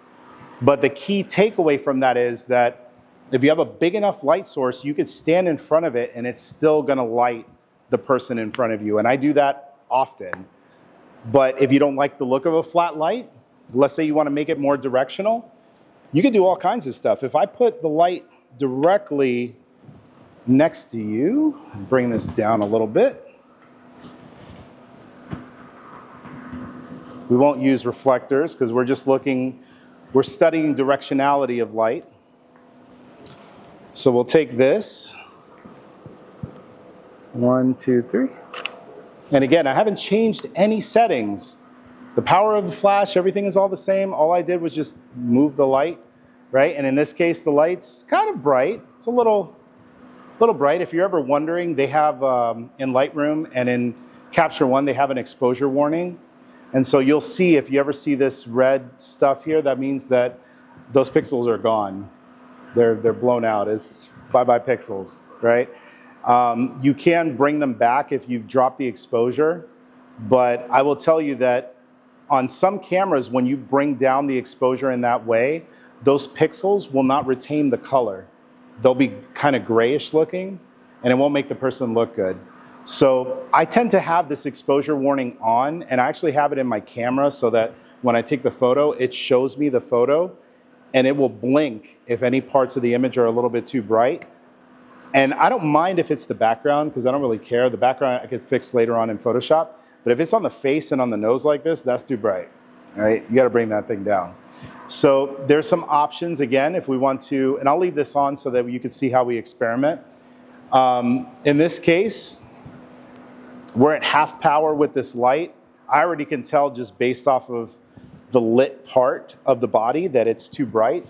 So I'm gonna bring that from 1/2 power to maybe 1/4 and take the same photo. Here we go, 1, 2, 3. There we go. And so now you see there's no red parts on the face. Everything is exposed. We have all the detail, right? We have all the detail, all the information in the pixels. But you're noticing that because the light is coming from the right side, we have some pretty deep shadows that are starting to set in on the opposite side. So again, these are things where you have to figure out, what do you want the shot to look like? If you want a dramatic shot, dramatic shots are gonna have a little bit more shadow. Personally, this style of lighting is called split lighting, where it's half and half.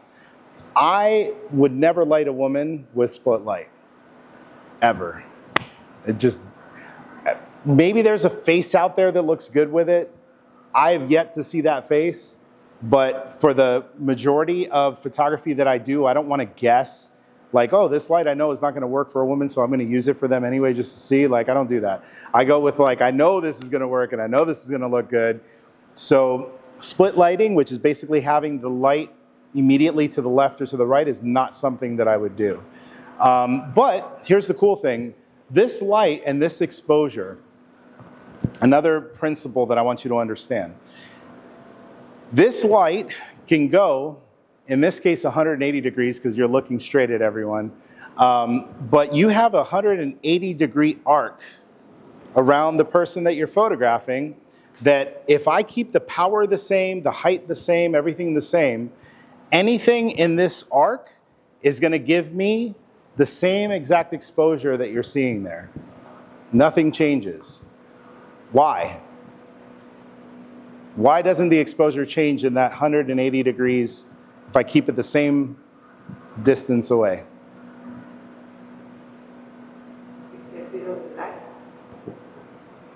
Yeah, right? So if I don't change the power of the light, it doesn't matter if I'm on this side and I'm, if I got a ruler and measured it, let's say I'm 2 feet away-ish, right? If I'm 2 feet away on this side, if I bring it here, 2 feet away, it's going to be the same photo, same exposure, except instead of the shadows being on that side, it's going to be on the opposite side, right? Because we move the light from one side to the other. But the exposure is going to be the same because the distance from the subject to the light stayed the same. The only thing that's going to change that exposure is what? Say again? No, let's say I keep the power the same.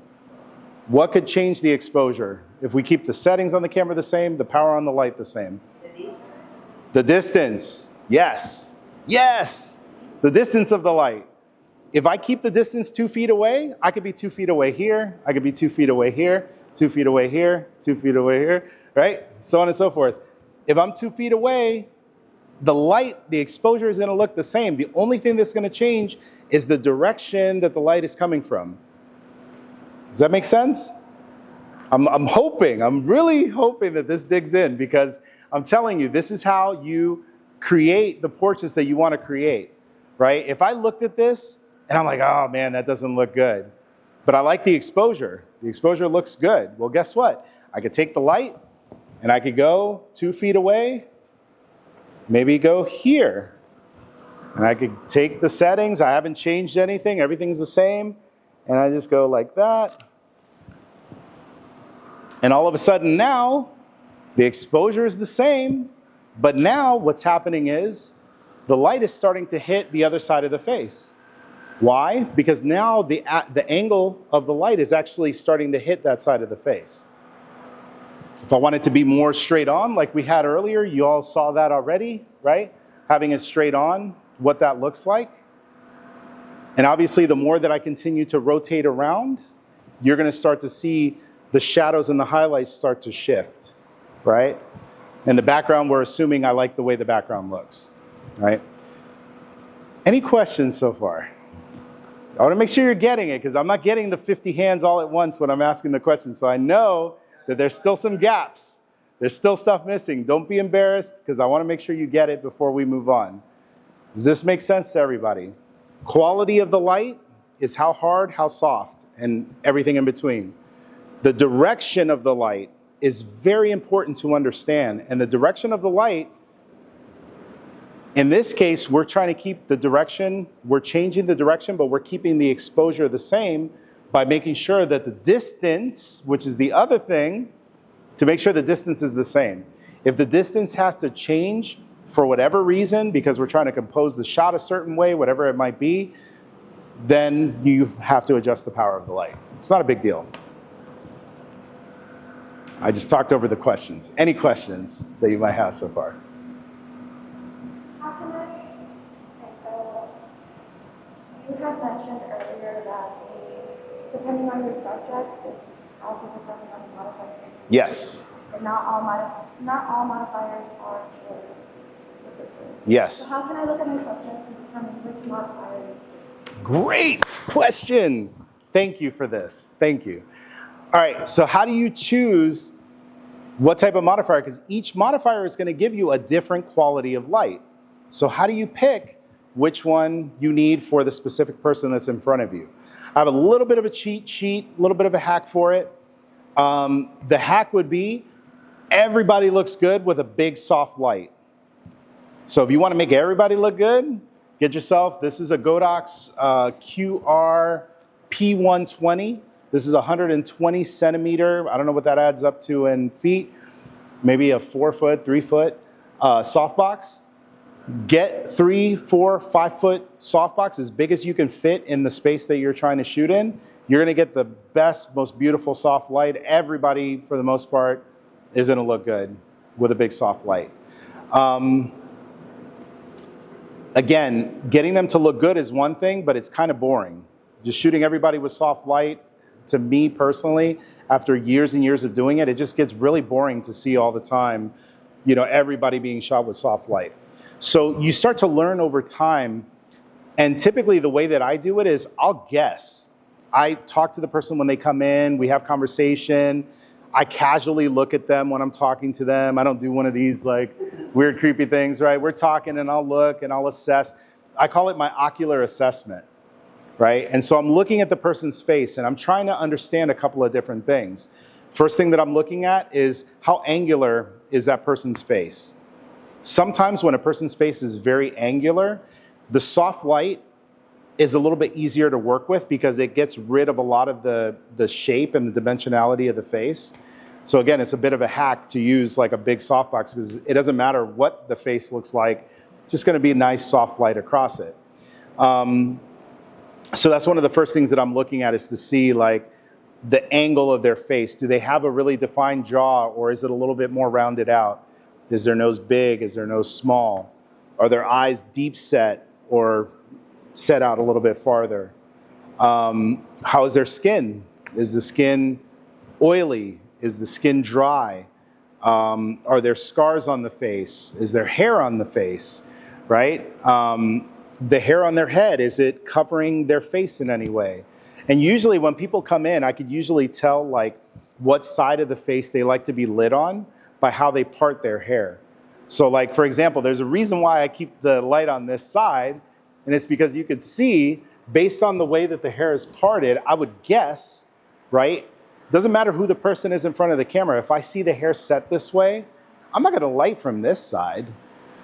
Number one, if I was to light from this side, it's gonna hit the hair and it's gonna cause the shadow to hit the face.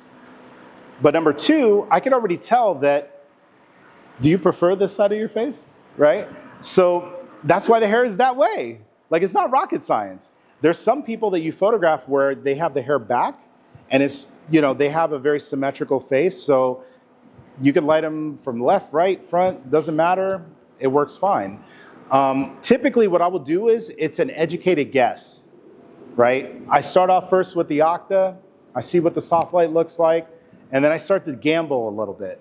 And I'll say, okay, maybe I could get away with using a beauty dish and use something a little harder. Let me see what that looks like. And I'll have the light offhand, put it on, boom, take the shot, look at it, and it might look perfect. Maybe not. Maybe it might be a little bit too hard. If it's too hard, I could say, okay, maybe I throw a diffusion on it. We try that. Maybe it's still too hard. Okay, let's go to an umbrella, right? Every single modifier is going to give you something different. The more that you use different light modifiers, you start to get like a sixth sense for like, this is what I need. This is what looks good. Versus if you just use the same one all the time, you're going to get the same result all the time, and it may or may not be what you want it to be. So nothing will trump experience. It's like, do you drink wine at all? No? What drinks do you drink? You like soda? No? What, juice? Yeah. Okay.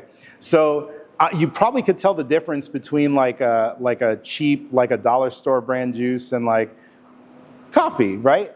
Coffees be the same way. You have like a hotel coffee, you know, and then you have like whatever your favorite place is to get coffee from, right? You could tell, and it's not that I could tell you, yeah, this is the one that you want to drink every single time. It's you try it and you're like, yeah, I don't know if that's the one, right? On another day, maybe that's just the best you can get and it's delicious because you're just dying and you need it, right? Yeah, it's just like, that's me right now. Like I haven't drank coffee, so I'm just dying for one. But it comes with experience, and you start to develop your taste and you start to look at a person, and within a few minutes of just like having conversation when they show up, hi, how are you? How was the weather? How is the traffic getting here? Blah, blah, blah, blah, blah. And I'm looking at them as they're talking to me, and I'm thinking, okay, beauty dish with a grid, with diffusion. And I'm not saying it, right? But in my head, this is the assessment that I'm making as we're communicating. So I'm here and we're talking, but I'm also on a different planet. We're in that planet. I'm trying to figure out what kind of light do I need to light your face. And do I need to light you butterfly, which is to have that light directly overhead, facing down? Do I need to have it a little bit to the side? Do I need to bounce it off of something? Not even do directional lighting, do bounce lighting, where I bounce it off of the V flat, right? Every person, I have to make that judgment. And after doing it for many years, your judgment usually is pretty good, but I still mess it up. Sometimes I still get somebody in front of my camera and I'm like, oh yeah, I could do this modifier, and then I try it and it doesn't work. They will never know. I will never say, oh wow, that doesn't look good, right? Because when they hear the negativity, they're not hearing it as Miguel the photographer talking about his lighting. They're thinking I'm talking about them. And that's the worst thing you can do. Because then you could have the perfect light modifier and they're in their head thinking you don't think they look good. And then it doesn't matter what light you use. They're all wrapped up in their head. And so anytime you're photographing somebody, it's very important. You have a poker face on. You try the light. Oh, wow, that looks really, really cool. But you know what? I want to try something a little bit different. That's like my key phrase for photographers to know, like, whatever I just did didn't look good, right? So that looked really, really great. But you know what? Let me try something else, actually. And then I'll get a different modifier, right? It's all about being slick with the pivot, right? If you're slick with the pivot, now you get a different modifier. I've been shooting with this one the whole time, and I'm dying to use this parabolic. So I want to show you, not only because of the fact that it's a much more powerful light, but this one is actually really cool. So this style of light, these are called parabolic modifiers, and there's a reason why these things are like $600, $700, $800. I don't know, they're very expensive. But what's really cool is that this light could be a hard light, it could be a soft light. You could actually control the way that the light spreads. With this light, it's fixed. You can't really make it spread farther or be more of like a concentrated beam of light. With this one, you can. And the way you do it is, this thing has a rod. So on the opposite side of the rod is the light. And I can loosen this thing up. And I could pull the light. So we'll go here. I could pull the light in closer to the middle. Or I can push it out farther. Now, what do you think will happen in this softbox? Let me see, where did I? All right, so it's really close to the back. What do you think will happen in terms of the spread of the light in this softbox? Anybody want to guess based on? Oh, it'll bounce for sure. They'll all bounce, even if you have this thing farther out. But what do you think will happen in terms of how the light is distributed in this softbox? It's going to be more narrow, right? Because this light is going to basically just hit the interior here. So this is going to be very bright in the middle. Very, very bright. Like the inside, probably right here, is going to be super bright. And as you get farther on the outside, it's going to be a little bit less bright, a little softer, right? So if I wanted to create a softer light in this setup, I can push this thing in and make sure that I don't have the middle of the light directly hitting the face. I would instead try to light with the outside, so I'd move this so that the middle of the light is not pointing directly at the person's head. I would instead point the outside at the person's head. Does that make sense? So let's see what that looks like. This is heavy too. All right. When it comes to positioning as well, no one's asked this, but I'm going to answer the question that you'll have when you get home. The height of the light. There's a lot of different ways that you can set up how high or how low the lights are. Generally speaking, general, very key word with underline, because there's no rules. Generally speaking, the bottom of the light, I usually will stand behind it like this and I'll look at the person. And sometimes I'll raise it up all the way to where I can see their face, and then I go, woo, and I drop it low so that I can't see their face. Sometimes I will bring it up to where I can see their lips. So anywhere in between basically seeing the middle of the nose down or just not seeing the face at all is generally where I would put the light. Now again, I don't want you to come back here 5 years from now and every single photo that you have the light the exact way that I'm telling you, because your pictures are going to be boring at some point if that's all you do from here on out. You're going to want to play with different heights of the light, but generally speaking, if I do this, I already know this is going to look pretty nice, right? In terms of the angle or the degrees that we're working with here, a lot of people will tell you put the light 45 degrees from your subject and then point this down 45 degrees. You could do that. Again, if you do that every time, it's going to be boring. You can mix it up. I like to do 35 degrees. To me, that would be having the light where it's literally like right next to me, but not in front of me, right? So here's what we're going to do. Do you get cold easy? No? Okay. Let's do something. Hey, Chewy, do me a favor. Can you hold this? You be my hair fluffer here. Yeah, I could use. Yeah, should be fine. All right. Oh, from this one? Yeah.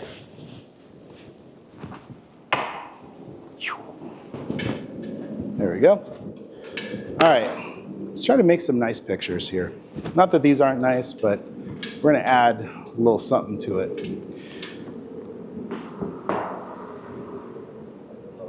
Yeah, that's fine. We have to back up a little. Let me just see how it looks with the hair is going to get some movement. Yeah, there we go. So much hair. All right, so here we go. I want to show you a couple of different things here. So that looks cool. Here's one. Oh, no flash. What did we do here? Did I turn this off? Yes, I did.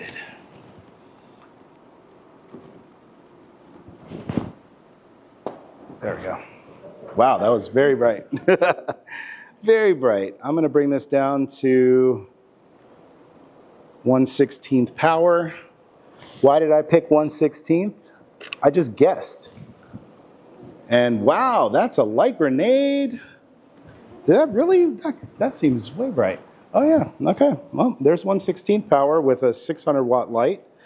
Let's go to 1/28th. Let's see where we are here. That's still very bright. Interesting. Here we go. All right. 256 is getting better.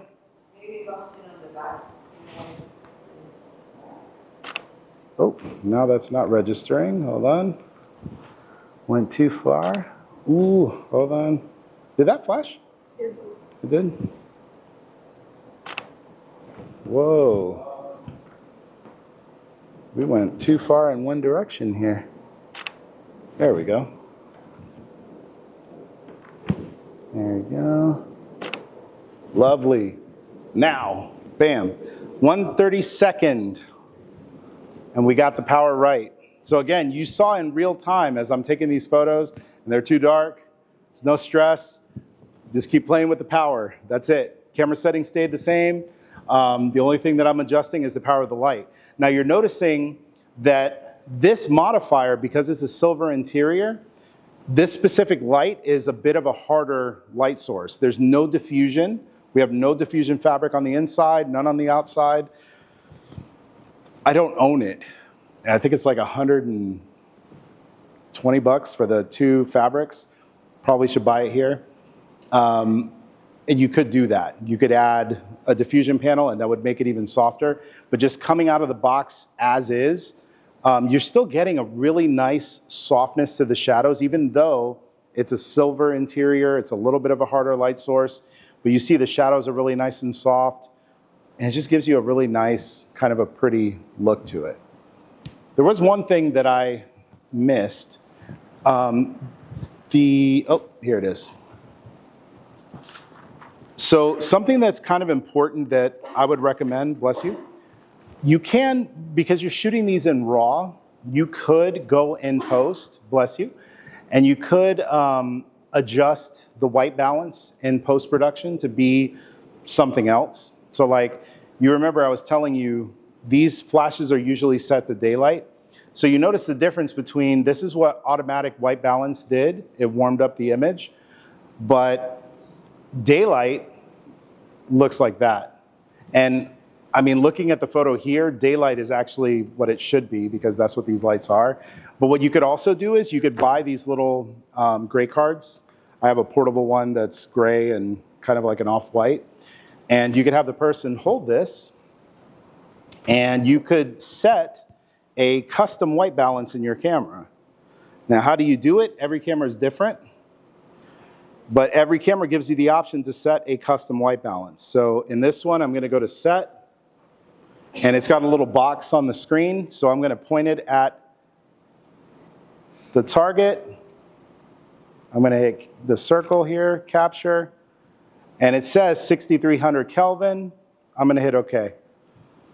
And then we'll take the same photo again. I'll take the target. Thank you, Vanna. My Vanna White.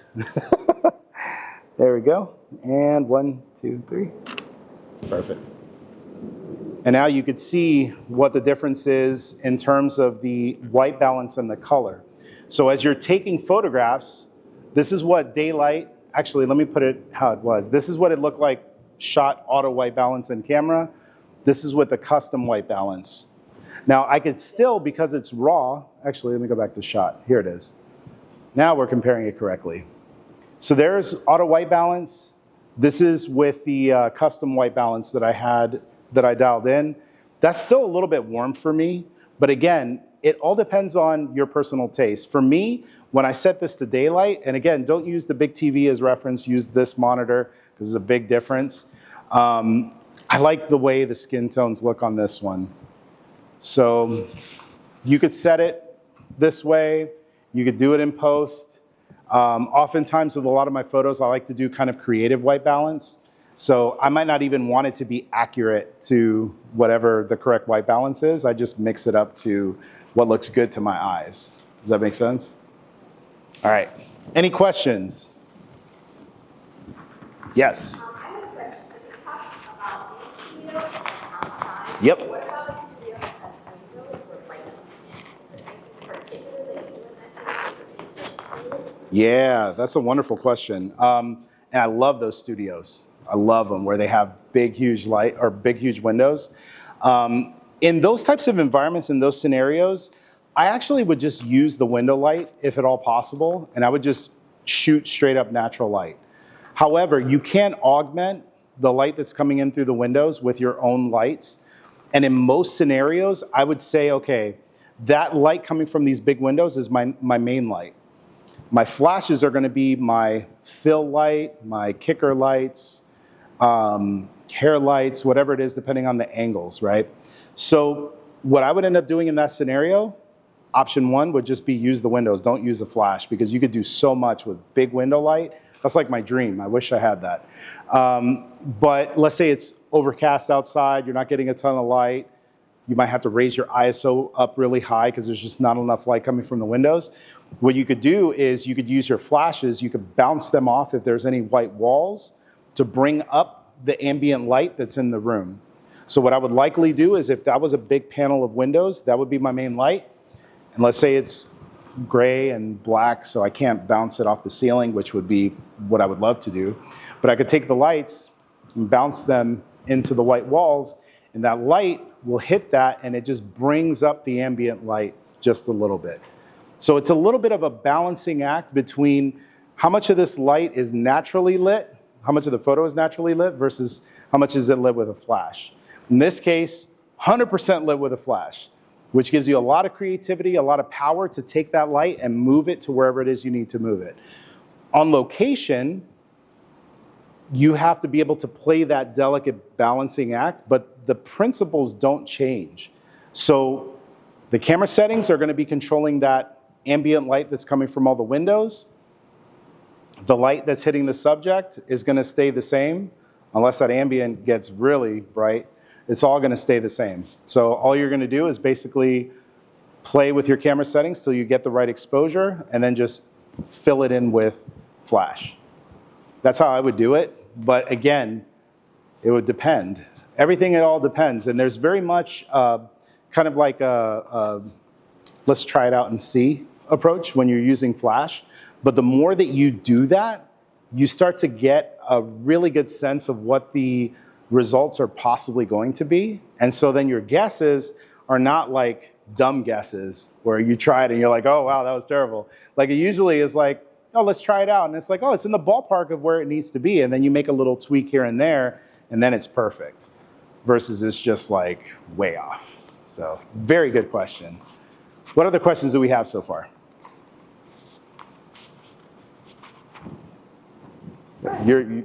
I'll get you next. Ladies first. We've been taking headshots. What about full body? Good question. Full body, pretty much nothing changes, right? And I'll show you that in a second. What was your question? One of the things that I could appreciate is that you really haven't talked about meters. Yes. Taking it to a whole other level. Yes. especially Studio versus natural. I definitely believe how your camera's meter when you're outdoors can really help you as far as dealing with the ambient. But indoors, I can understand how you skip that step. It doesn't work as good. Yeah, but it's a good point. So there is another way that you could do this as well. If you were to be, if you want to invest a little bit of money in your photography, you could purchase a light meter. Sekonic makes them. They're the best in the biz. They make all the best stuff, but you could even buy like older light meters and they work very good as well. And so these light meters are basically little tools that you would use where you would hold it. It's got a little dome, like a little ball, and you would hold it next to the person you're photographing. You'd hold it in front of them. You'd fire off the flash, and it will tell you, based on how much light is coming out, it will say what your camera settings need to be to match the light. So it is a little bit easier in terms of like getting an exposure that looks nice. Where it's not great is that if you don't like the directionality of the light, if you don't like the quality of the light, it doesn't tell you any of that. All it tells you is these are the camera settings that you need to get the correct exposure. This light is giving out f8 at 1/200th of a second, ISO 100. The meter will tell you that, and then you just dial it into your camera and the two match. I have a light meter and I use it almost 100% of the time when I'm working with corporate clients. And it's not that I need it, it's that I want to make the process look harder so that they don't feel bad about paying me as much as they pay me, right? So everything that I do, I'm like, okay, main light is reading f8, and then hair lights, they're reading f5.6, and you know, so it looks more, they're like, oh wow, look at that, he's a technician, right? For the Hispanics that are in the room, I'm going to tell this story, and maybe this will make sense. It'll probably make sense to everybody, but the way I approach my lighting is the way that I approach making rice. And if anybody, has everybody cooked rice in here? Anybody not cooked rice before? All right, cooking rice is a pain in the neck if you don't know what you're doing. It's hard, right? So I was the worst. And my mom, my whole life, as you could tell from this physique, every night was rice with some kind of bean and some kind of meat. Almost every night. White rice, black beans, chicken. Yellow rice, garbanzo beans, steak. Next night, so on and so forth. Rinse and repeat, beans, rice, some kind of meat. Didn't matter what the color was, what the beans were, every single time the freaking rice was perfect. And I'm like, it's not that hard. My mom does it every night. Let me make some rice. I'm going to start with some white rice. Make white rice, destroyed, burnt. I mean, I'm pretty sure I messed up the pot. Tried the next day, super soggy, because I tried to go the opposite way. I'm like, it was too dry the first time. Let me play with the water, right? So finally, I'm like, Mom, just show me how you make your rice, because somehow, every time you make your rice, it comes out perfect, right? So she's like, okay, do this. Go grab the pot. I'm like, okay, grab the pot, grab the bag of rice. I got my little cup, measuring cup. How much water do I put in the pot? She's like, gets the pot, turns on the sink, right into the pot, and turns it off, puts the pot on the stove. And I'm like, how much water did you put in that pot? Look with your eyes. You see how much water's in the pot, right? And I'm like, okay, how much rice did we put in? Grabs the bag. Mom, how much rice did you put in there? Look, what you see? I don't know how much, right? So she made the rice. I got no closer to figuring out how she made the rice, but it taught me this lesson where she's done it so many times that she can eyeball it, and she knows exactly how much rice, exactly how much water, and the rice comes out 100% of the time. I've never had a pot of rice that she's made where I get to the bottom and I'm like, oh, it's all burnt up at the bottom. I still can't do that. Still, to this day. I'm very much like, I need the recipe. It's 2 cups of water to 1 cup of rice, if you want to know and you're bad with rice. Boil the water, stick the rice in there, mix it around, let it boil for a minute, turn it down to simmer. 99% of the time, rice comes out great. If I tell my mom to cook it that way, she wouldn't understand what I'm talking about. So if you're that person that's like me, that like you need the recipe, get a light meter, because the light meter makes your life so easy. You could literally just boop, and it tells you what the settings are. You plug it into your camera. As long as that power stays the same and the distance stays the same and all the same stuff I'm telling you, you'll be good to go. I would prefer for you to be like my mom is with the lighting, with the rice, right? Where you turn on the lights and like we just did, we started out here and we said, ooh, that's not enough light. Let me bring it up and bring it up and bring it up. And then now we're in the ballpark. This is where we want to be. So you could do it one of which way you want to do it. You want to do it with the measurements, get a light meter. They range. A good one would probably cost you like $300-ish. The one that I have a Sekonic. It's the L748, I think. And it's like $600. And it's awesome. They make one that's even more. It's like $1,500. And it's amazing because it actually will do white balance as well. So we'll tell you not just the power of the light, but if you're shooting in an outdoor environment and you want to know like what is the color temperature in this area, it will tell you it's 5820, like exact, exact. And then you go on your camera 5820 and your white balance is going to be like pristine. For me, it's easy. I go in there and just eyeball it, right?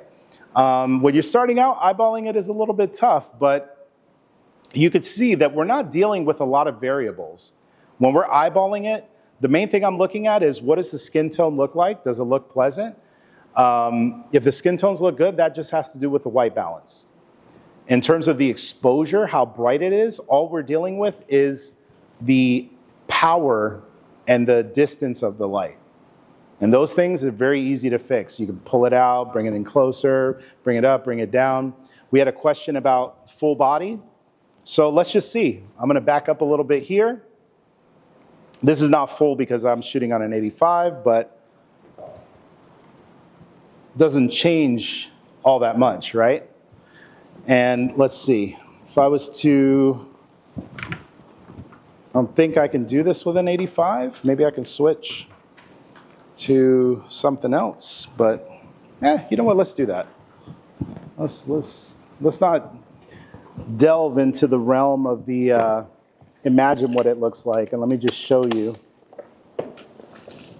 So I typically shoot with, for many years, I've been shooting with prime lenses for most of my studio work. I shoot Sony, and a lot of the work that I've done has been with an 85 millimeter lens of some sort. So like a lot of the stuff you see on my site, 85-1.8 was like my baby for a long time. Then they came out with the 85-1.4 Mark II, and it's a beautiful piece of glass. Lately, I've actually been using their f2 lenses. So this is a 28-70, and it's an f2 across the range. Beautiful lens, very expensive, but once again, I always tell people, nobody said being a photographer was going to be cheap. You know, people all the time will complain. They're like, oh man, that's so expensive. Yes. Yeah, I know. I'm sorry. All right, so we're going to be kind of crazy with this. Let's just do the whole setting. So you could see here based on where the light is from top to bottom, you can see the kind of coverage that we're getting, right? And you see also what I was telling you about with how the light is distributed. You notice that the brightest, most intense part is here. And as it tapers off, it gets a little bit darker. So let's just say we wanted to go full body. What can we do? What's option A? Throw out an option. I want a light top to bottom. Lower the light? Okay, let's see what happens. Like right there? Okay, let's see. All right, settings, everything is the same. Here we go, 1, 2, 3. Little better, but not enough. Not enough to get it. Say it again. The distance. Okay, so let's go here. I'm gonna raise it up just a pinch, and maybe might even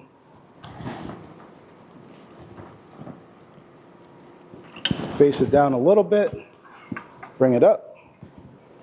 So we backed it up, we angled this down a little tiny bit. I could already tell you what's going to happen, but I'm not going to change the settings just so that we can see. What happened? Got darker. Why did it get darker? Because the distance changed, right?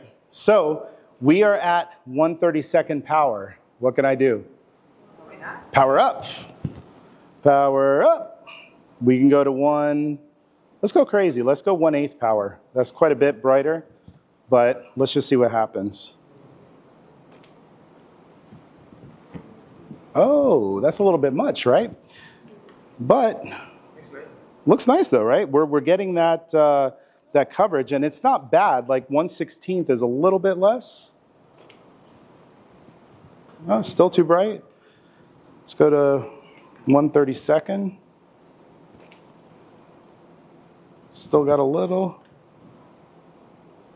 64. Oh, too much.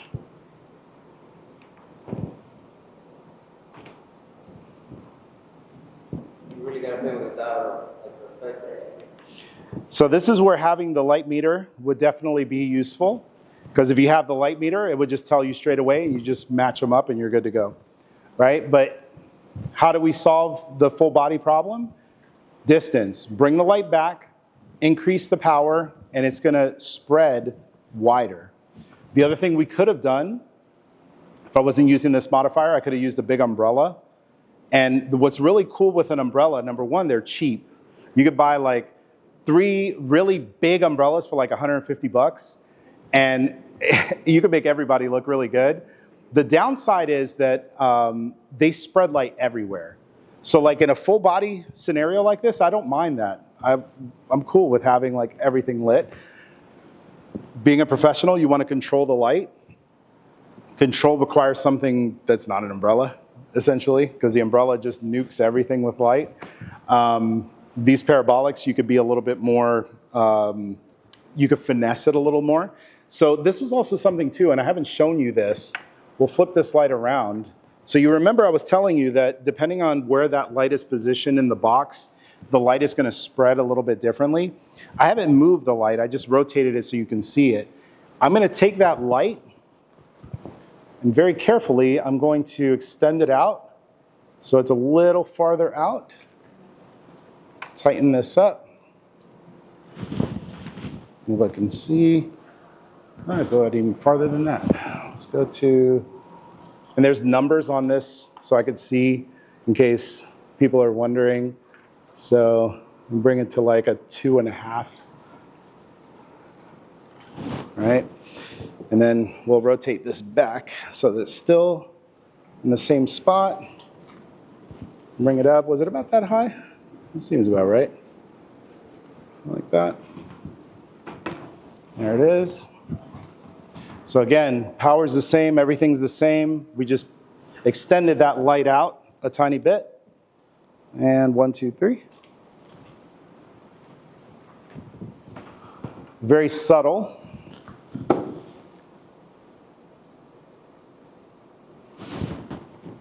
Very, very subtle difference, but you could kind of sort of see what's happening, right? We pulled the light out a tiny bit, and so exposure-wise, this was the shot where the light was farther in.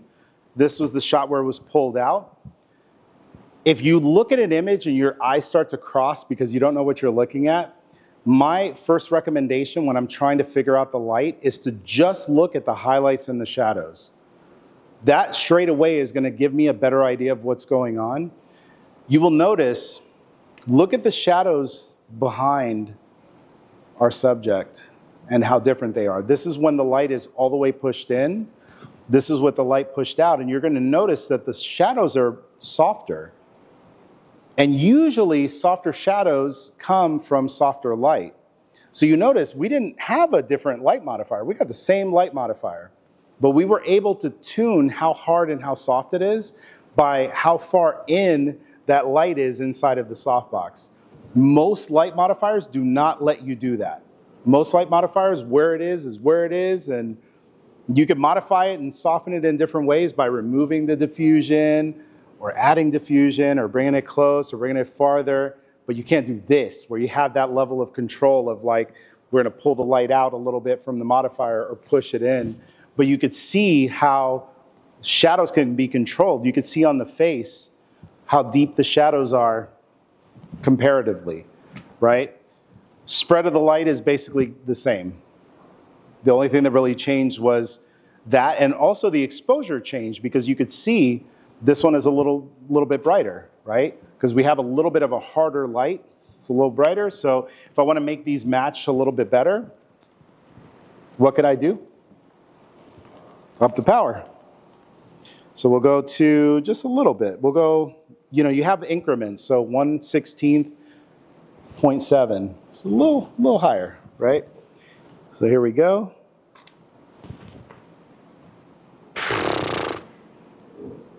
Come on now. Come on now.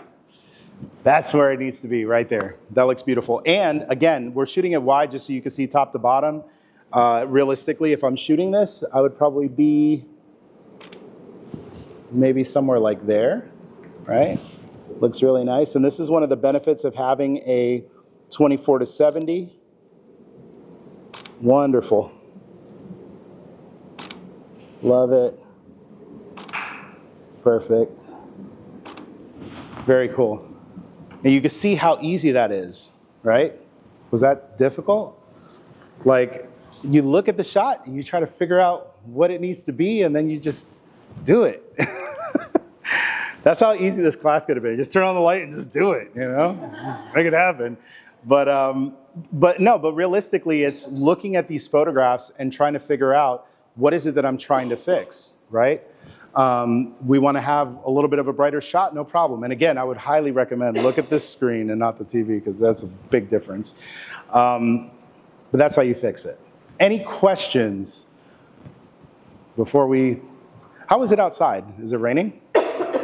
Not raining? Sweet. All right, we might go outside for a few minutes.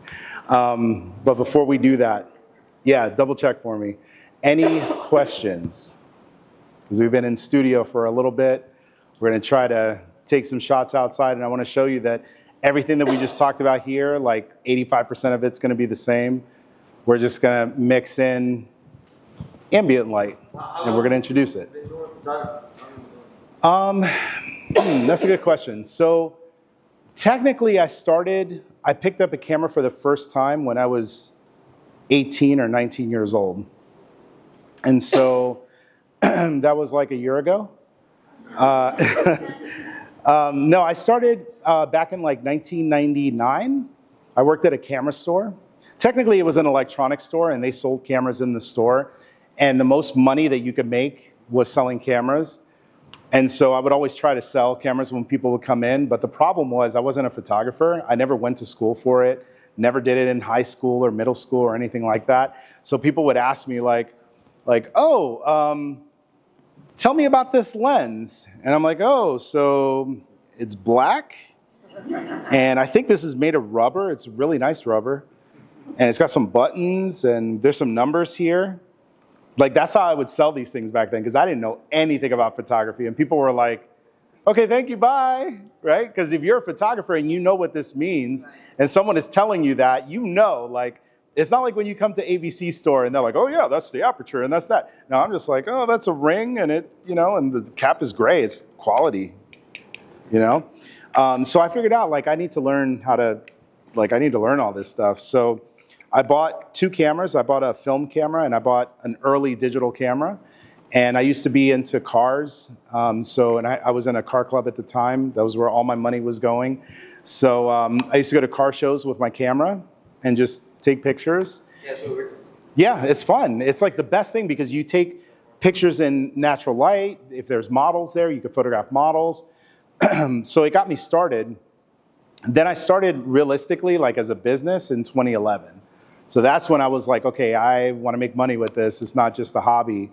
So it took me from 2011 till maybe 13 to like really kind of understand lighting and how it worked and get really like, when I say that, what I mean is like, let's say you hire me because you saw a picture on my website and you say, I really love this picture, but I want to be the person in that picture. Can you make me look like that? It took me 2 years to get to the point to where it didn't matter whether it was you or you or you or you. You get in front of my camera, I can make all the photos look relatively similar, right? So that's where I felt like I could start charging for this, right? Because it's not like maybe we could get some good photos. No, I felt pretty good. Like it didn't matter who the person was, they come in, we get some good photos. Yeah, it's. I mean, I don't want to pretend like I'm like the most skillful guy ever. Like the more you do it, you put in the reps. You know what I mean? And after time, what ends up happening is it becomes automatic. It becomes senseless. It's like the best way I could describe it is like, you know, if you've lived in your place for a period of time and you wake up in the middle of the night and you got to go pee, you don't have to turn on the lights, right? You could just get up out of bed and you get to the toilet. Maybe you don't even need to turn on the light in the toilet. You know where it's at. So like that happens because of repetition. And over time you develop muscle memory and you don't need to like think about any of that. It's not a skill thing. It's just, man, I've been living in this house for 20 years. I know walls are here, So photography is very much the same way. There's a muscle memory that you build up. And the only way that you build it up is taking your camera, taking pictures. My best recommendation for people who are wanting to learn lighting, you could come to a class like this, you could see somebody do it 100 different times and be inspired, and that's all great. Best thing to do, find somebody, find a friend, find somebody, there's people in this class, we all got faces, right? Let's go outside, let's get together, maybe we can connect over the weekend or whatever, let's help each other out. Get a light, light them. I had people that were friends of mine that became my muses, that were just friends that I used to work with back when I was in corporate America. They would come over to my house, I would meet them throughout town, and I would take their picture. And in my portfolio, my early portfolio was like 2 or 3 people, outdoors, one in a garage, one in my studio with red backdrop, one with a white backdrop. Like I would just mix it up and just get a lot of different shots. I don't want to interrupt. I want to go outside. It's good?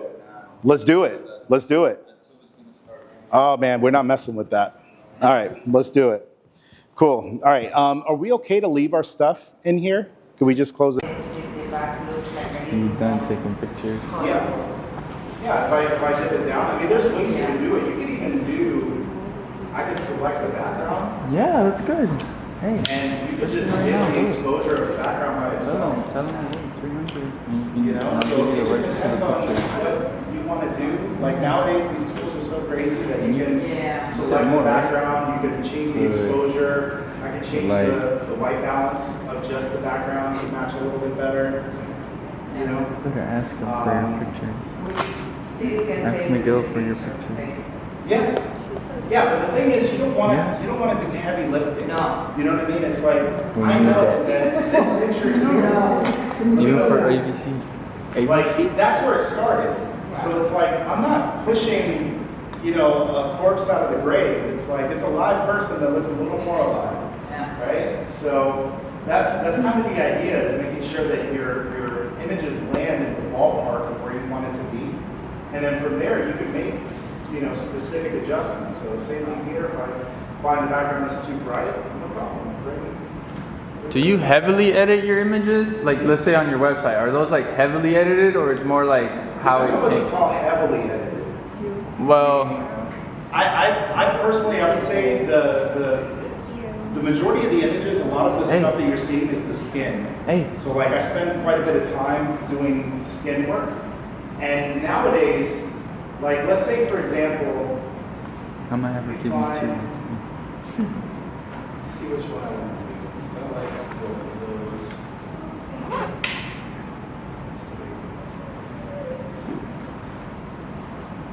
Nice. Yeah, sure. Why not? Never turn away free beds. Hold it for me. So, In your bag. In your bag. Now you have a camera bag. So cute.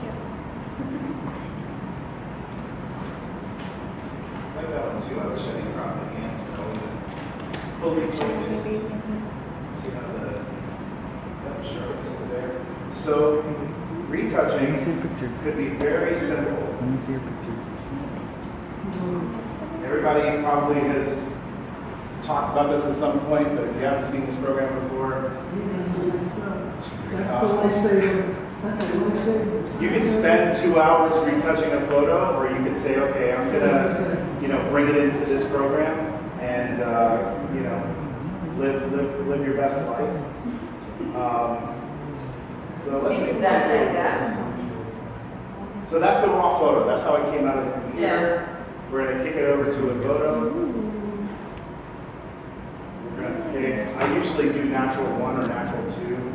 Usually start off with natural 1. But those are presets from the software only. Yeah, this is the software. It's AI. So the software basically does. Yeah, I have those presets. I'm to like models and shit like that. Come over here. Stand over here. Software, you don't pre-made. Right, they're presets Oh, made presets. by them. Okay. Yeah, not my presets. Okay. So like, that's I have to post natural that, 1. We're gonna get there. Natural 2 goes a little bit It's really high. Yeah. Yeah. Natural 1, and then usually if And somebody you has pay by freckles, picture, right? uh, Do you pay by picture? you pay by picture, and you only pay when they get exported. So like, for example, freckles and acne are separate. I don't want to get rid of freckles ever. If somebody has freckles, I keep them. Freckles are awesome. You help out with acne, and it's a very quick thing to basically clean up skin. If you want to go even crazier, you could also sculpt the person. And again, this could be things that you do with lighting, or you could do it in post. So you could start your modeling career. To add a little bit of dimension, facial contours. Kind of hard to tell the difference, but Yeah. it's not too big of a difference. Usually when I retouch photos, I'm looking at the He's tethered right now. smile lines. And I don't want to get rid of them because human beings have smile lines. I don't care how young, how beautiful, you got smile lines. And these programs take them away, which is kind of weird. So like when you do that, you lose all the curvature of the face. So I usually take those smile lines and I'll bring them way down. So it's there, but it's just a little bit softer. These 11 lines, I don't mess with those too often either. I mean, the lines in between the forehead. Some people have like very pronounced because they're always mad, wrinkles up in the back. I don't really do those things. Eye bags. If somebody has eye bags, you can clean them up. Oh, I do. Yeah, you're not too bad. You're not too bad. But a little cleanup under the eyes. Is this a paid program or? Yeah, this one's paid, and it's cheap. I mean, it basically depending on what package, because we get it per like 100 or 1,000 images. Okay. So you'll pay like, let's say $90, and that'll be for like 1,000 images, and it'll work out to like 8 cents a photo. Okay. But you only pay when you hit export and you export the photo out. So you can play around with it and just see if that's what you want to do. What I love with this too is like now, I mean, it's so powerful. You could do hair, for example. And like, if somebody has straight hairs, you can do straight hair removal. And straight hairs are gone. And it took a long time, and it probably won't look as good. Yeah. And then hair shine enhancement, like I want to add some shine to the hair. So you don't use Photoshop at all? I Right? do. You I still do. do. So it depends. Like, let's say if I'm going to put this on Instagram, I'm just going to run it through a photo and it's going on Instagram. But if it's going to my portfolio, usually I would spend maybe 20 to 30 minutes in this program and I'm tweaking everything to give me like a good starting point. Then I go into Photoshop and that's where I start to like, I might spend another hour on a photo in Photoshop because this doesn't get everything. It's good to give you like a good starting off point, but like for me, for example, like this photo actually is pretty doggone good. Like I would clean up, like I would just clean up a few like just freckles. Basically it. I mean, I would even out some of the tones and stuff like that. Those are things I can do much faster in Photoshop. But like to me, if you're looking at this photo on Instagram and it's that